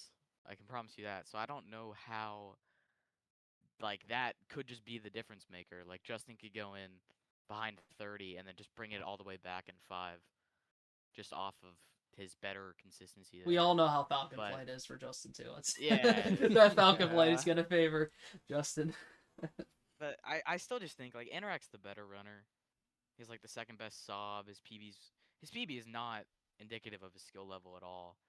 I mean, even like his seed is more indicative of that than his PB. But he's just the better runner, and I think he's gonna be able to show that even with like the nerves of being in person. I still just think he can do it. Yeah, no, I definitely agree with your points. I know at the end of the day, I guess I still pick Justin, but that's I guess simply on the fact of like situation, right? I just think it's going to be a close race into five. You know, maybe Anorak still ahead, and I think Justin ends up taking it in a close one. But yeah, I think I do agree. Like Anorak, definitely, I would say on paper, if this was like at home normal setups, I would definitely I would say like 85-15 Anorak. You know, because he's been so good. He's I feel like he's underrated in his consistency in general, right? I guess like pod race itself, but also like in terms of he's got a good like a high floor. Sorry, I guess I should compare it to like Evan. Right, he has a high floor, like the highest floor. I think Anorak also has a very high floor, and I guess we saw that earlier in the ladder. So I don't think Anorak's gonna lose this by having a terrible time. I think he'll lose this by having a mid time, and then Justin, pulls off something decent. Like I think Justin needs to have a decent start. Right, obviously he can't have a disaster start. No one can afford a disaster start, but like I think Justin needs a decent start, and then he needs a really good run to the end, which I think is a classic Wii Super tournament situation. But Justin needs to keep it close enough, and I think Anorak loses this just by having like a mediocre run, maybe a high 218, and it loses. Um, but anyways, I think I'll for now mark this as Anorak as we are 3-1 on this one. Oopsies. And move. Yeah, I think it would be Oh a yeah, different story if he was playing, if Justin was playing, or I mean, sorry, Anorak was playing anybody anybody but Justin, because the he Anorak does have some heavy disadvantages against him, but I think Anorak's skill level is just far enough ahead of Justin's to be able to take this one. But Yeah. he is, I don't think he's going to go as far, which I mean we'll discuss soon. But he kind of got a good role here for his seeding, I think. Yeah, I mean, to be fair, deserved as a 3 seed. I think like you deserve to get I shouldn't say like super favorable matchup, but a matchup where you're favored, right? Which I guess we all higher seeds are favored at the end of the day in these matches. Well, they're slightly or by a lot. And I guess we'll move on to semifinal one. Dragon and Zac, which were pretty much almost consensus that this is gonna happen. Which this would be, I guess, or I guess I'll go. We'll reverse the order again. I'll go first, and then for the other one, we'll reverse it again. I think this match could be like the match of the tournament. Like Dragon versus Zac is just going to be so good. Both these runners are just so fucking good. Um, the thing is, like, man, it's so hard to tell. Like, because I think Zac might come off like if he wins, I think it's gonna come off maybe a sloppy victory. I feel like he probably won't be like extremely satisfied with time, and maybe Dragon as well, right? I think I mentioned earlier. I think that first match is kind of be like a setup, like uh, not a setup match. Well, I forget the term I used. Calibration, maybe like Yeah, A sort of wake like up.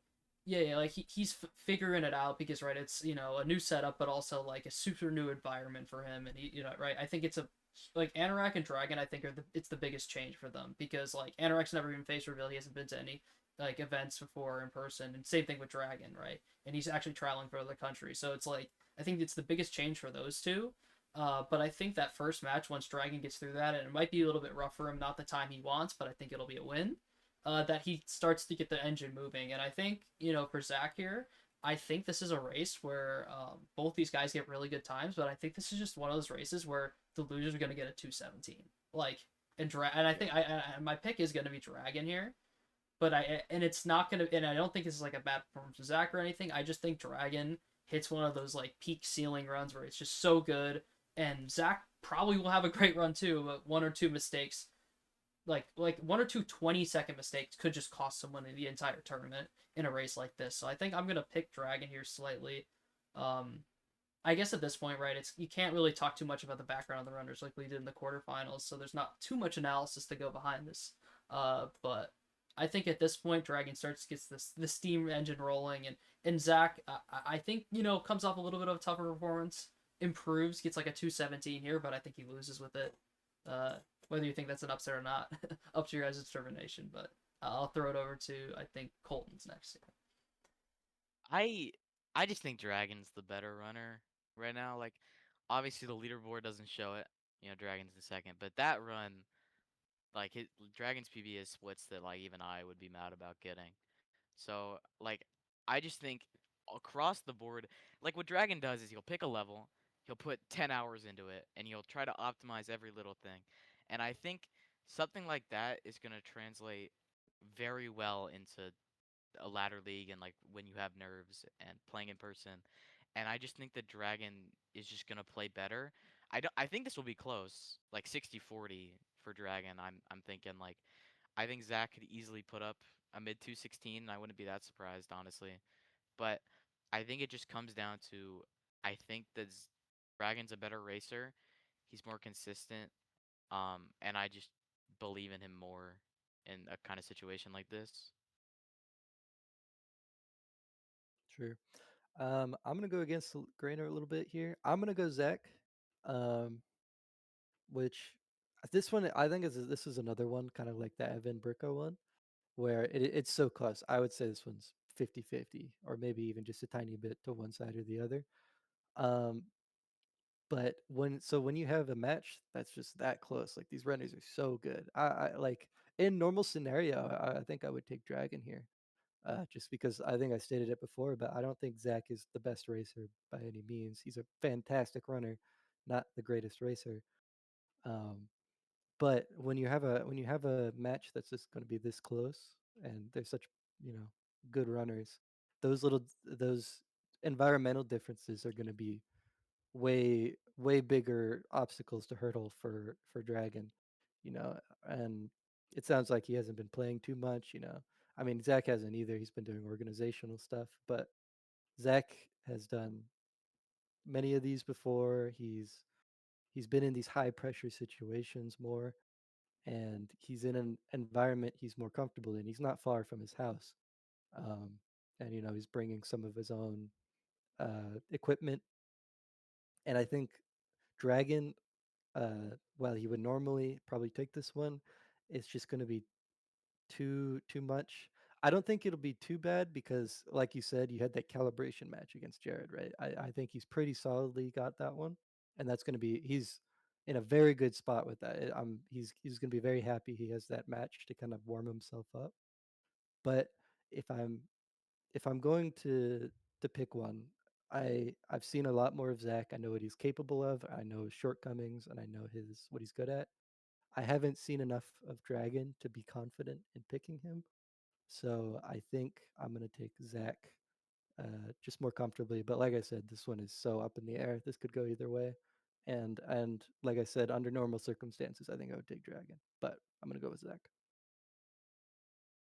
Yeah, I'm in a similar boat as EJP. I think Zach is just a little bit better in these situations. I think Dragon, that first match they played, was probably the best he can play in a race at this moment, especially given like the in-person shenanigans that's going on.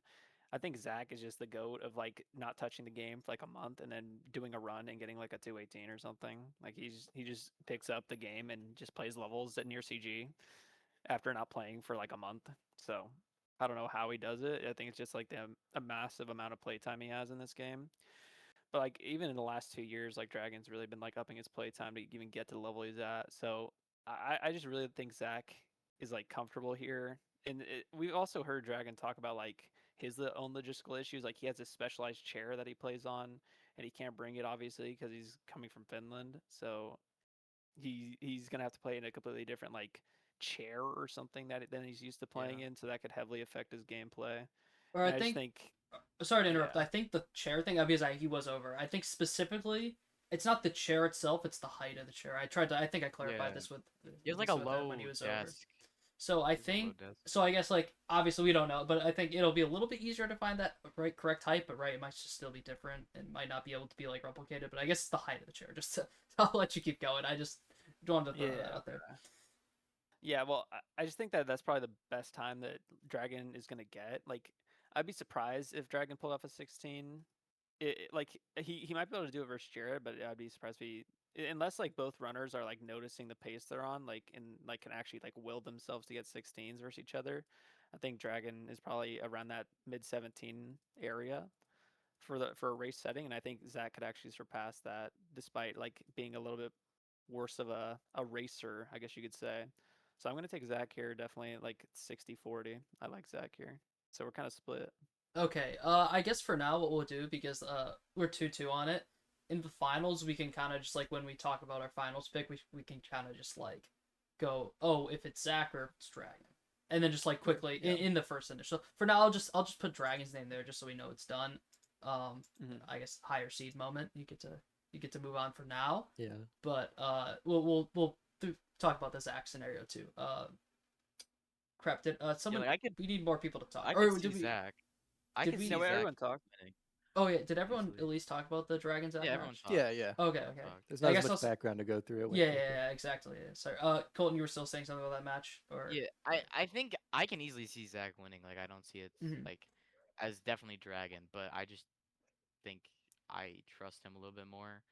Just with like what, because I've seen Dragon play a lot, but and I just know his consistency is there. But I mean, Zach could also, like, he's also extremely consistent and just very fast. So this is like the biggest toss up, honestly. Just Yeah. Dragon, like even more than Evan and Bricko, because like these two are like the two best players. I Yeah. don't think it's that much of a debate.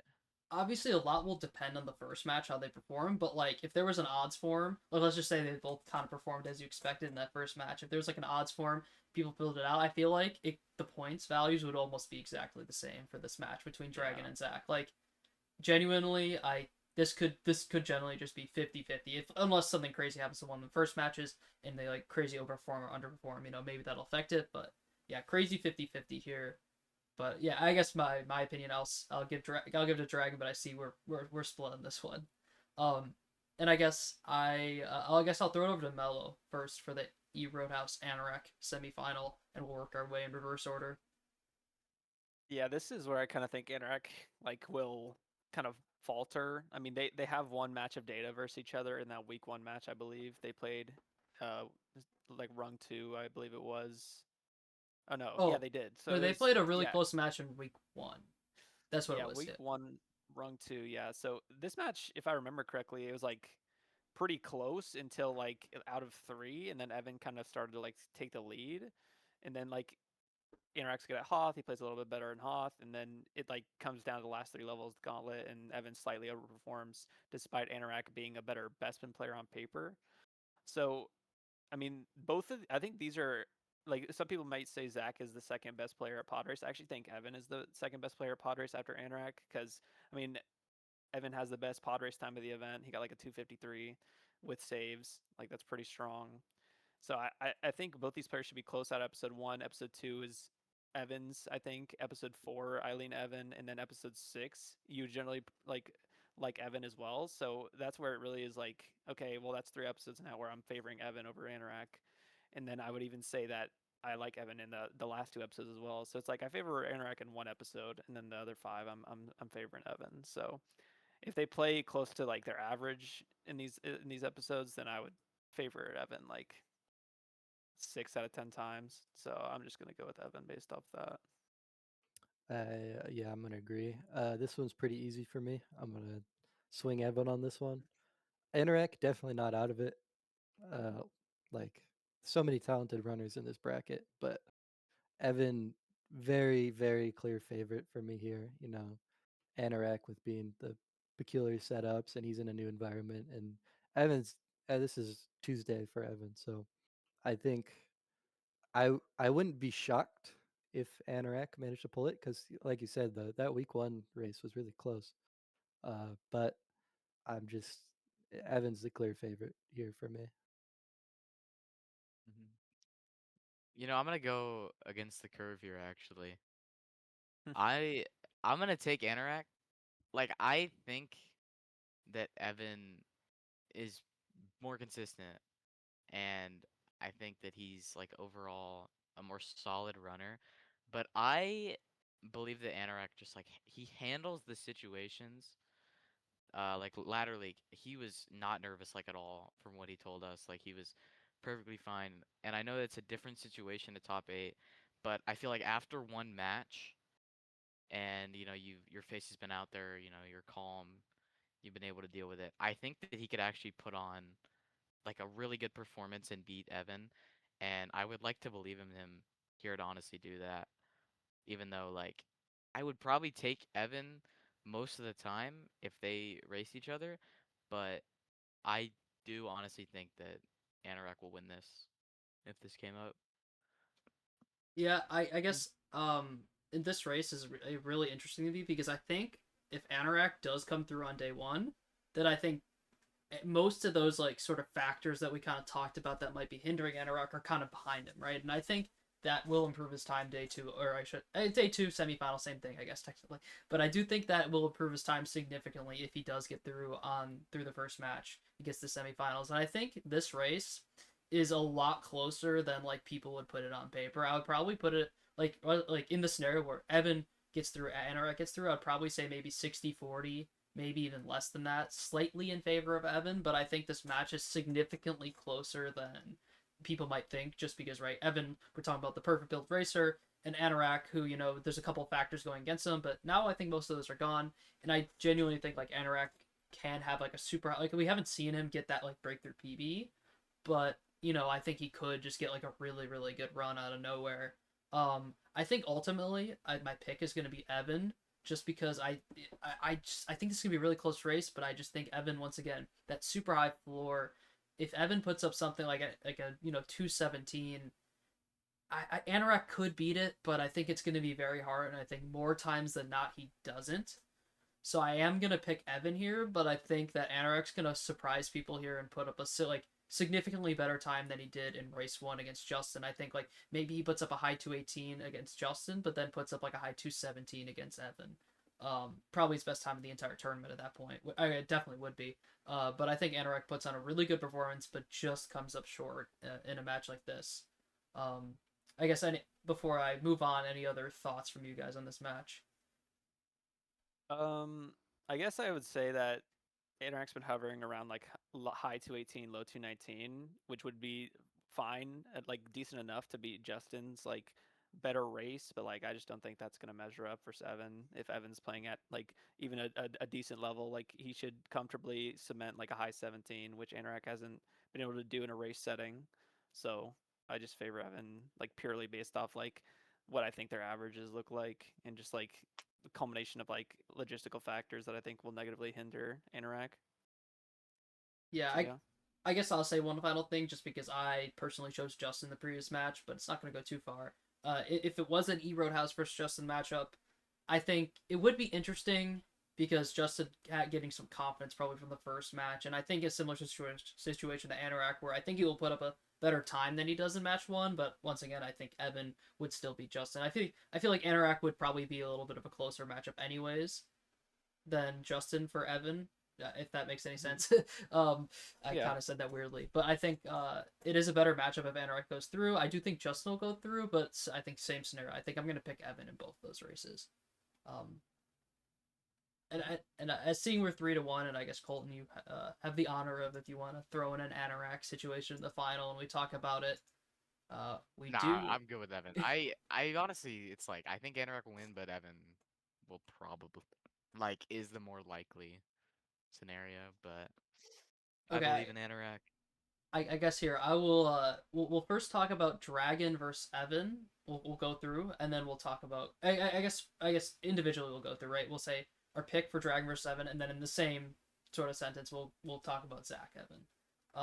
I guess I can take it first, just so we I guess keep reversing the order.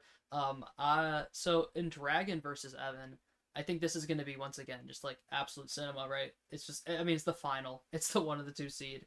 It's Evan, who I think we've been talking about, is just kind of like, built for this sort of environment, versus Dragon, who I guess, there's a lot of factors going against him, but he's, at this point, he's made it through two matches, especially a tough one against Zac, that I feel like, we're probably getting close to seeing the Dragon that you would see on, normal PV attempts. Same thing with Evan, of course, but I think Dragon's probably going to start a little bit lower and then get back, get to that higher level as the event goes on. In terms of the final, like I think this is gonna be a cinema race. I have no idea. I At this point, right, it's the finals. I have no idea what the final time would be, for the winner or the loser. I can't really make that prediction. It's hard to say at this point. But I think as a winner, I'm gonna go with Dragon. I think that, but yeah, sorry. I think that Dragon at this point is like up to his, if he's in the finals, he's up to his engine's up to that low 217 level where it's like low 217 with a huge mistake and like or PC issue, which won't happen to him this time, by the way. Well, hopefully not. But if it does happen, I think it'll be addressed properly. But like, right, he's gonna be in person versus, overseas, doing the match. If there's an issue, I feel like it'll be better handled. But anyways. I think I'm gonna slightly favor Dragon in this one. At this point, it's hard to give too much of a reasoning. But I think Dragon's gonna win the tournament if he gets to the finals. Essentially, is my reasoning. Even though I think Evan is a super good tournament runner, I think Dragon wins this one. In terms of if it is Zac versus Evan, I think that's a cinematic final because you have like they're sort of rivals in a sense. I think that rivalry's kind of gone on for years and years now. It's kind of it was the me and Justin rivalry, which is, I think it's held true because we keep playing each other in tournaments. But in terms of like record trading and stuff, Evan and Zac kind of had that rivalry, and I think that'll be cool to see in a final, especially because it's. I feel like like I said, every tournament the stakes are higher. It's always a better tournament. It's always more prestigious to win. To see them in the finals against each other, that would be absolute cinema. Um, in terms of if it's Evan Zac final, it's I haven't even thought about who I'd picked. I'm kind of just thinking about this on the fly because this would be so good. Because I normally I think out of my head I was gonna go with Evan, but when you think about it, Zac had to go through Dragon to get to this point if he was in the final. So it's really hard because Zac I feel like has a lot of momentum. And like I'm not saying that Bricko and Anorak are like lesser opponents, but I think there's something about taking down the one seed who might be the favorite to win the tournament. I think that does something for you. It's a lot of momentum for you. So I think if Zac were to make it against Evan, I think I'm gonna go with Zac. But once again, it's another thing where I could see Evan win. So I guess I think I'm taking the winner of the top semifinal to win the final, whether it's Zac or Dragon. I guess I'll throw it over to Colton next. Yeah, I just honestly think that I'm gonna take Dragon here if he's against Evan. I just think, I mean, his skill level, it's higher than Evan's, even though their PBs are so close. And while Evan is more consistent for sure, I mean, I still think that Dragon can perform. He can just perform so well under pressure. Like he did it week one when everybody thought that he was gonna lose to Zac, and he goes out there and he gets a mid 217, and he can do that again, even with not practicing for a while or not playing for a while. I just think that's what's probably gonna happen. And if it was Zac against Evan, I would probably maybe even take Evan there over Zac. I think that the consistency of Evan is just stronger than like Zac's current level of, because I think that like Zac, he could get a mid 219. I don't think Evan's gonna get that, and I think I would just take the consistency of Evan over Zac, but I would definitely take Dragon's like ceiling over Evan. Yeah, Ejpman. This one's so hard. But I'm just gonna have to go with what I think. I think regardless of who wins the semifinals in the top rung here, I think it's gonna be Evan. I have Evan winning the tournament personally. I think he's just there, and he's so well rounded. He's so his ceiling is high, his floor is even higher, um, and I think he's he's the most favored to me, but I don't want to knock the other ones because I think all three of them have probably an equal chance of winning the whole thing. Probably, I mean, I'm just going to choose Evan because he's on the easier side of the bracket, if anything. Uh, but I I think regardless, Dragon or Zac, it'll be a super fun match, and it'll be super. I think it'll be super close too. I don't think Evan's winning by a landslide at all. It'll probably be by seconds, if anything. But I'm gonna take Evan for both scenarios. And if I'm gonna rank, like who, if they get into the finals, who's gonna win? It's gonna be Evan at the top, most likely. And then even though I said Zac would win over Dragon in the semifinals, I'm gonna put Dragon above Zac. If if one of them gets to the grand finals, I think if Dragon gets to the grand finals, he's going all like he's going for it. And whereas Zac's more probably I'd trust with more consistency, but I think if Dragon's gonna go that far, he's gonna go far. Uh, but that again to say it's so close. Like the difference between them is gonna be so minute. That's just gonna be my personal preference. It's gonna be Evan, Dragon, Zac, but uh, really it goes anyway among those three. Yeah, I mean, these are, I mean, we're talking about the top three players, like the ones that are really close. Like, I would say, like, besides, I think Bricko was also in the like conversation for actually like winning the tournament, but like, it's those four players that I have that could actually take the tournament. I favor Evan as well versus both Dragon and Zach. I just think Evan's consistency is like otherworldly sometimes. Like the only mistake he made in his ladder league match that he ended up losing in week two, or sorry, in week one, before he ended up qualifying, was he missed disco skip for like 45 seconds. Like I think he failed it like twice, three times, and that was like the biggest major mistake. Everything else was like pretty ironed down, and it's like you never know if the guy's practicing or not. I think he is. Like we don't know is the run or what he's looking like. He stays pretty silent, and I know he's been doing stuff for the organizational stuff as well. Like, so I mean, all the organizational guys are a little bit disadvantaged just because they're having to spend so much time setting up the event and the prod. But like, I still love Evan here versus Dragon and Zach. I just think his floor is definitely like high enough, and I think if we're going to see a 216, it would definitely be here in the grand finals, because I don't think the runners will be like comfortable enough until we get to this point to actually like put up a time of that caliber in a setting like this. So yeah, I like Evan here a lot. I think he has the easier side of the bracket, so he's kind of going to kind of coast, and then when he gets here, he won't have like gone through as much mental anguish to get to this point, and so he'll really just be locked, and he'll take it versus Dragon or Zach. But I think it'll be harder for him if he's playing versus Zach just because of their history. I think if he's versus Dragon, I think he'll actually have an easier time playing versus Dragon, just mentally. So yeah. All right, yeah, I guess for now, for our consensus, I think overall Evan has won in most of the scenarios. I think there was like three scenarios out of all of us that picked the other runner. So for now, I'll mark Evan as the champion on our theory bracket, or I guess our consensus bracket. For now, I shouldn't say for now because it updated like the tournament ended on challenge, but yeah, I think it's just so up in the air. Like I guess as we're making it, the finals, like even if in a scenario where like Anorak makes the finals, I feel like that race is just completely up in the air, even if it's against a Dragon or a Zach, right? You have to favor a Dragon or a Zach against Anorak, but like Anorak at that point, if he's beaten Evan and beaten Justin, I feel like he can beat anyone at that point. So it's completely up in the air to me if someone like Anorak makes it, or someone like Justin, or someone like Bricko, on the bottom half of the bracket. If me or Jared are in the finals, that is crazy because our paths are so incredibly difficult, right? You're like for Jared, he's gonna have to beat Dragon, then probably beat Zach. For me, it's probably gonna have to beat Zach and then Dragons, and so it's just so difficult those paths. I mean, it would, it's obviously possible, but it'd be crazy to see.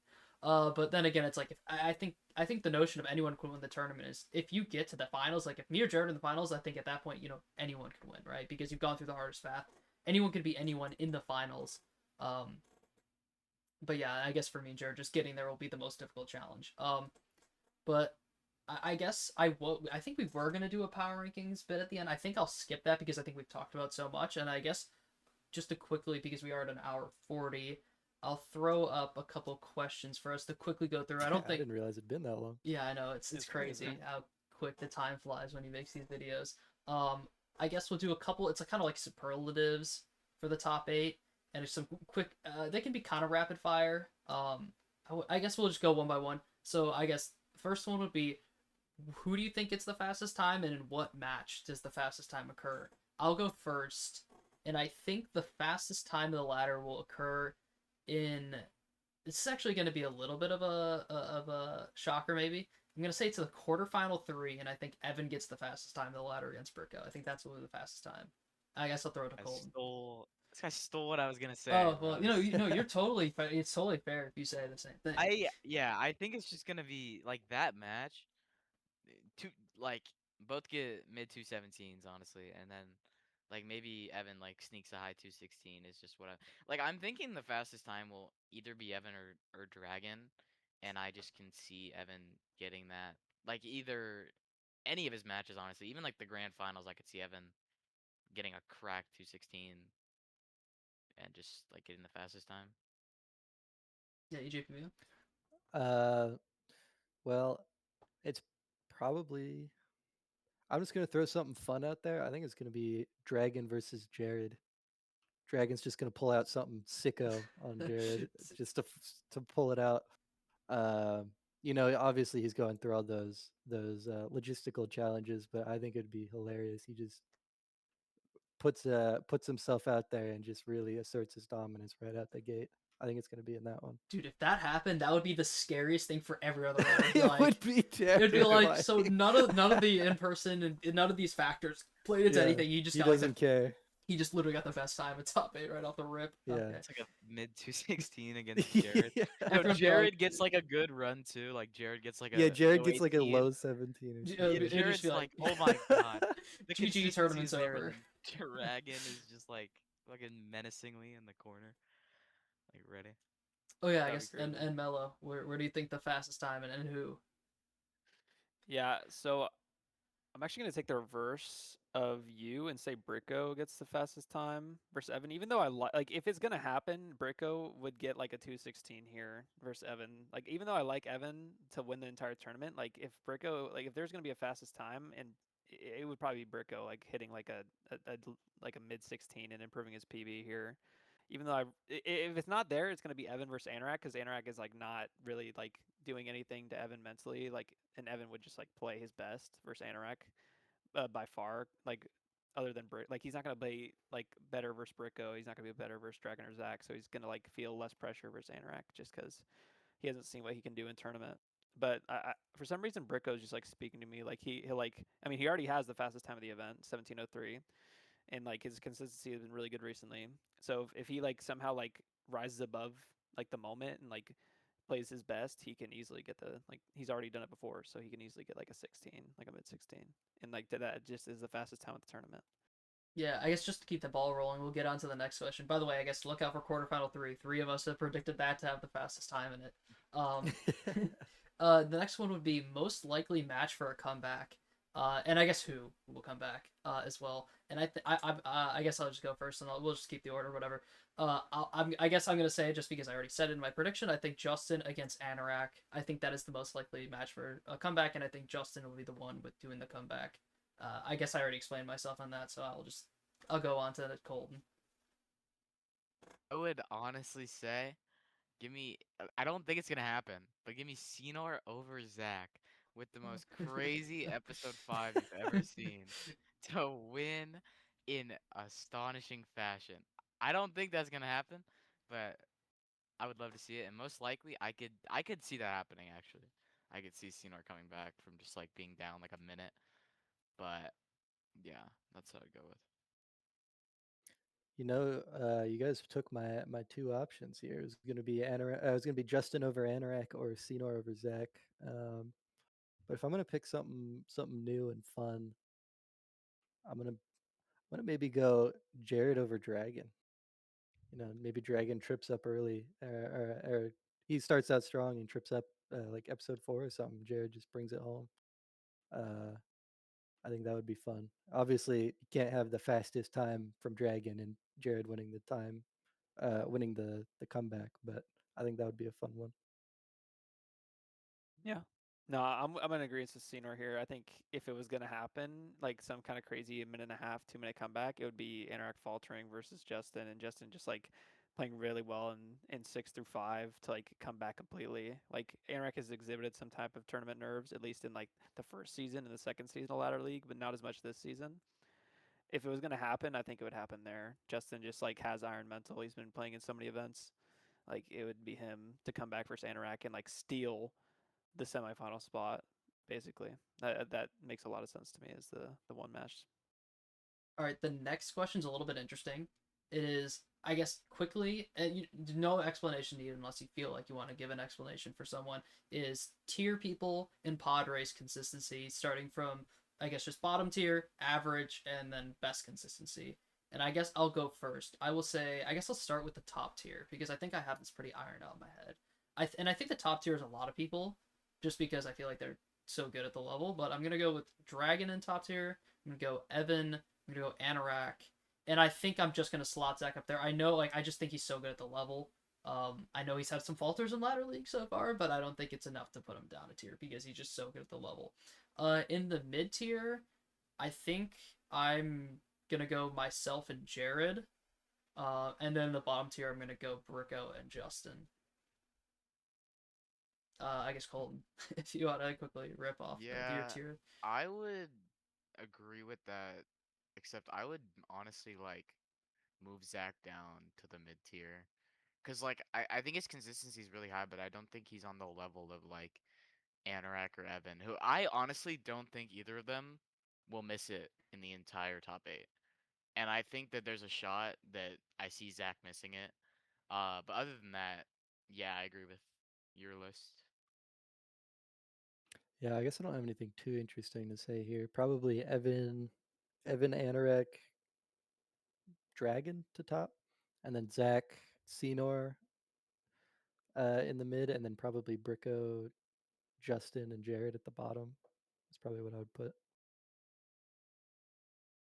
Yeah, I haven't seen much of Dragon's pod race, but I think Evan and Anorak are definitely the top two. I think Anorak is slightly better than Evan, and then I think so. I'll move Dragon down to the mid tier just because I'm unfamiliar. We only got to see him do it one time in ladder, and I don't know how often he gets runs out in like his like streams where he does PB attempts.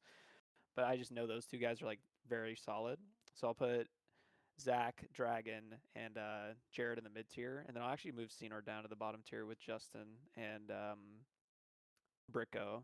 But I think Bricko's slowly been on the rise, and he might actually be like the top of the bottom tier. And like you have like Justin and Senor, like the two most inconsistent at the trick. Yeah, fair enough. Also, but I guess I'm doing it on another keyboard too, which I mean, That, I've yeah, hit it exactly. fine on the other that's keyboard, true, but yeah. yeah, there's that factor too, where it's like, I do have this weird thing where like when I scroll down and the lap 3 dropout, it's like really slow for some reason. I guess that doesn't really affect whether you're gonna hit the trick or not, but it's weird. But anyways, I guess yeah, these are just rapid fires. They don't have to be super. And then the last one we'll do before we end off the episode will be, I guess, pick who you think is the best at each episode out of the top 8 runners, which is weird because I guess you kind of have to think about it. So I'll go first, and I'll give you guys some time to think about it. Um, and I guess there's the question of, do you want to rank it? I guess we can come up with this before. Do we want to rank it by like who do we think is the most consistent at each episode, or who do we think is just like could rip off the best I would time do at each? consistent. Okay, Consistent, yeah. Because okay, okay, like I would say like Zach is the best at F1, but I don't think he's the most consistent. okay, Agreed, yeah. okay. For F1, I'm gonna go consistency wise. I'm gonna go Anorak. I think Padres consistency is a huge part factor in that, but I think Anorak's also really good the rest of the episode. Obviously, like Invasion, that whole start, I guess negotiations through Escape, Anorak's already pretty good at with this Padres consistency as well. And then like Feed and Maul, I think he's already up to par on those levels pretty much all the time. So I'm gonna go Anorak for episode 1. Episode 2 is interesting because I think a lot of people are good at 2. I think it's a relatively more consistent episode. Obviously, some people might disagree with that, but I think it's relatively consistent in general. I'm gonna go with Evan. I think on episode 2, maybe even Justin is up there for me as well. Because Justin's had some good performances in episode 2 in the ladder league, but I feel like Evan, that stretch of episode 2, he's good at BHP, he's good at Camino. And I think the rest, like I guess, like right, there's the new Jedi Battle cameraman skits, which we haven't seen Evan do much, but he's hit him when he's done them. Um, but even with that being said, like he's good at gunship. I think Evan probably episode 2, episode 4. Oh gosh, it's already hard to say because everyone. I'm gonna, yeah. Normally I'd say Bricko, but I've seen some inconsistencies in his streams. Like I think he's really good at it. Maybe he's the fastest, but I think also he is the most inconsistent. For episode 4, I'm gonna go with Zach. I think he just like what I think that's just like most of his good runs. He hits his stride there in episode 4, and I think he might have the best episode 4 ever. I could be wrong on that stat. I'm gonna go with You're Zach. right. Okay, yeah. I'm gonna go with Zach for episode 4. I guess for this, for you guys, I guess you don't have to explain too much. I think I might be over explaining my choices. For episode 6, I'm gonna go Evan. I think he's just the best episode. I think he's good at Jabba's. I think he's good at Carcoon. Maybe not the best at Carcoon, but I think he's also really good at Endor consistency. And he usually doesn't have a crazy bad ITDS. So I think I'm gonna go with Evan for episode 6. For episode 3, I'm gonna go Bricko because I think not only because he's also consistent, but he's got a really high ceiling in episode 3. He's been like really, really good at Chancellor in these events, which I feel like is almost 50% of episode 3. It feels like, and obviously he's good at Grievous. And I think the last 3 levels, maybe he's not the best of the last 3, but He's I good at think Kashyyyk. yeah, Bricko's really good at he those 3 yeah, actually. I think he His core covers for Yeah. strength. most of episode 3. So I'm gonna go Bricko episode 3, and then episode 5, just because he always does. Actually, I was gonna say Justin because it's like a tournament of Justin, but I'm gonna go with Dragon. I think I gotta put the guy who I'm picking to back this tournament as the best closer here. And I mean, I think Dragon is just good at episode 5 in general. I mean, sometimes during his runs, you might see some faults, but I think that's with everyone. So I'm gonna go Dragon for episode 5, and I guess I'll throw it to you, Colton. You can do as little Yeah. as much explanation behind him as you want. Yeah, I'm not gonna explain too much. I mean, episode 1, I think it's Anorak. Really solid at that. For episode 2, I'm gonna say Dragon because Dragon is, I mean, he has the best 2, but he's gonna save time.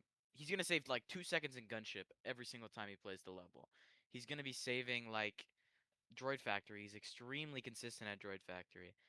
Uh, I mean, he's really fast at that one too. Jedi Battle. I mean, every level in that episode, I think Dragon is the best or one of the best at, and I think its consistency there is insane.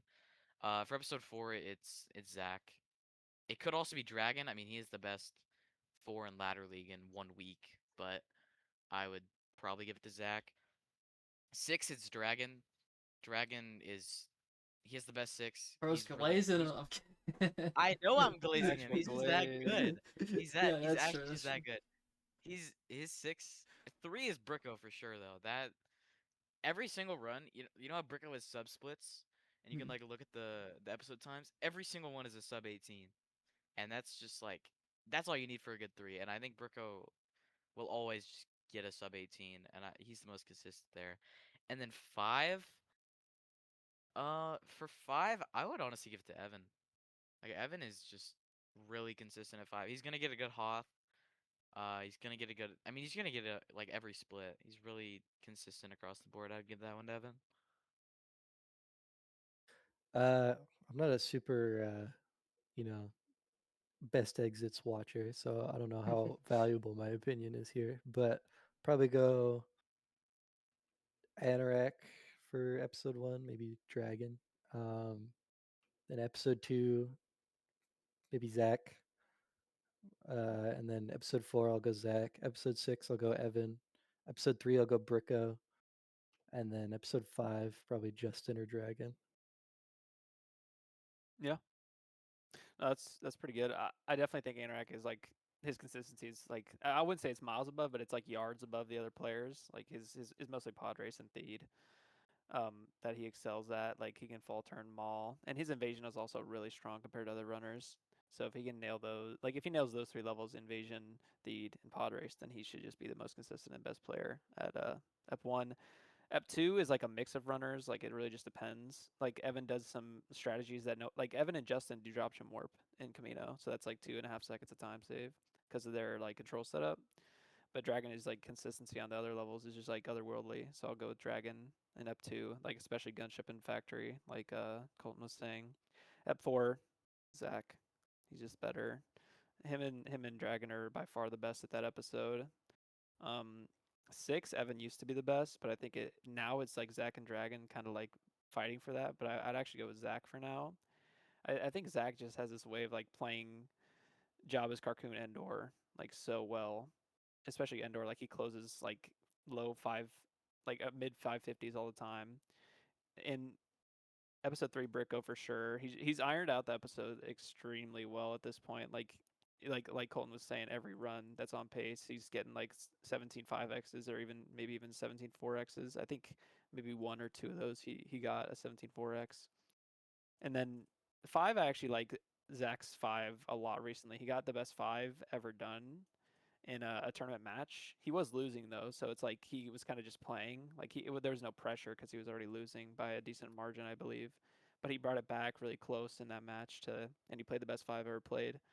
So I'm gonna actually say Zac for Ep5. So Zac has like the best episode in my mind in like 3 or 4 of the episodes. So Very cool. I mean, that was all the superlatives we had down. Obviously, there's probably a million you could make. But yeah, I guess that will wrap up this recap. It was super, super fun doing kind of a panel and get everyone's opinions on everything. Feels like it's so Yeah, much thanks for having information. us on. Oh yeah, yeah, yeah, it was of awesome. course, of course. And I guess I just want to give this final reminder, especially if you've made it this far in the video. If you're somehow watching right now, make sure you tune into Top 8. It begins, I guess, July 10th, and I think I have the time right.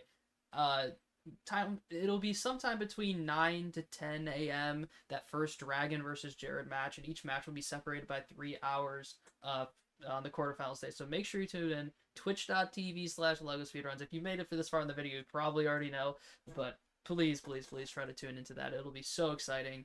Obviously, there's gonna be content even on the breaks that we are making there that no one's ever seen before. First time, I guess we're trying to make that sort of content too. It's gonna be super super fun.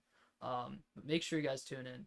If you guys have any final thoughts on top 8 or any closing parting Please words, watch. yeah, that's Please true. watch Yeah. top 8. Tune in.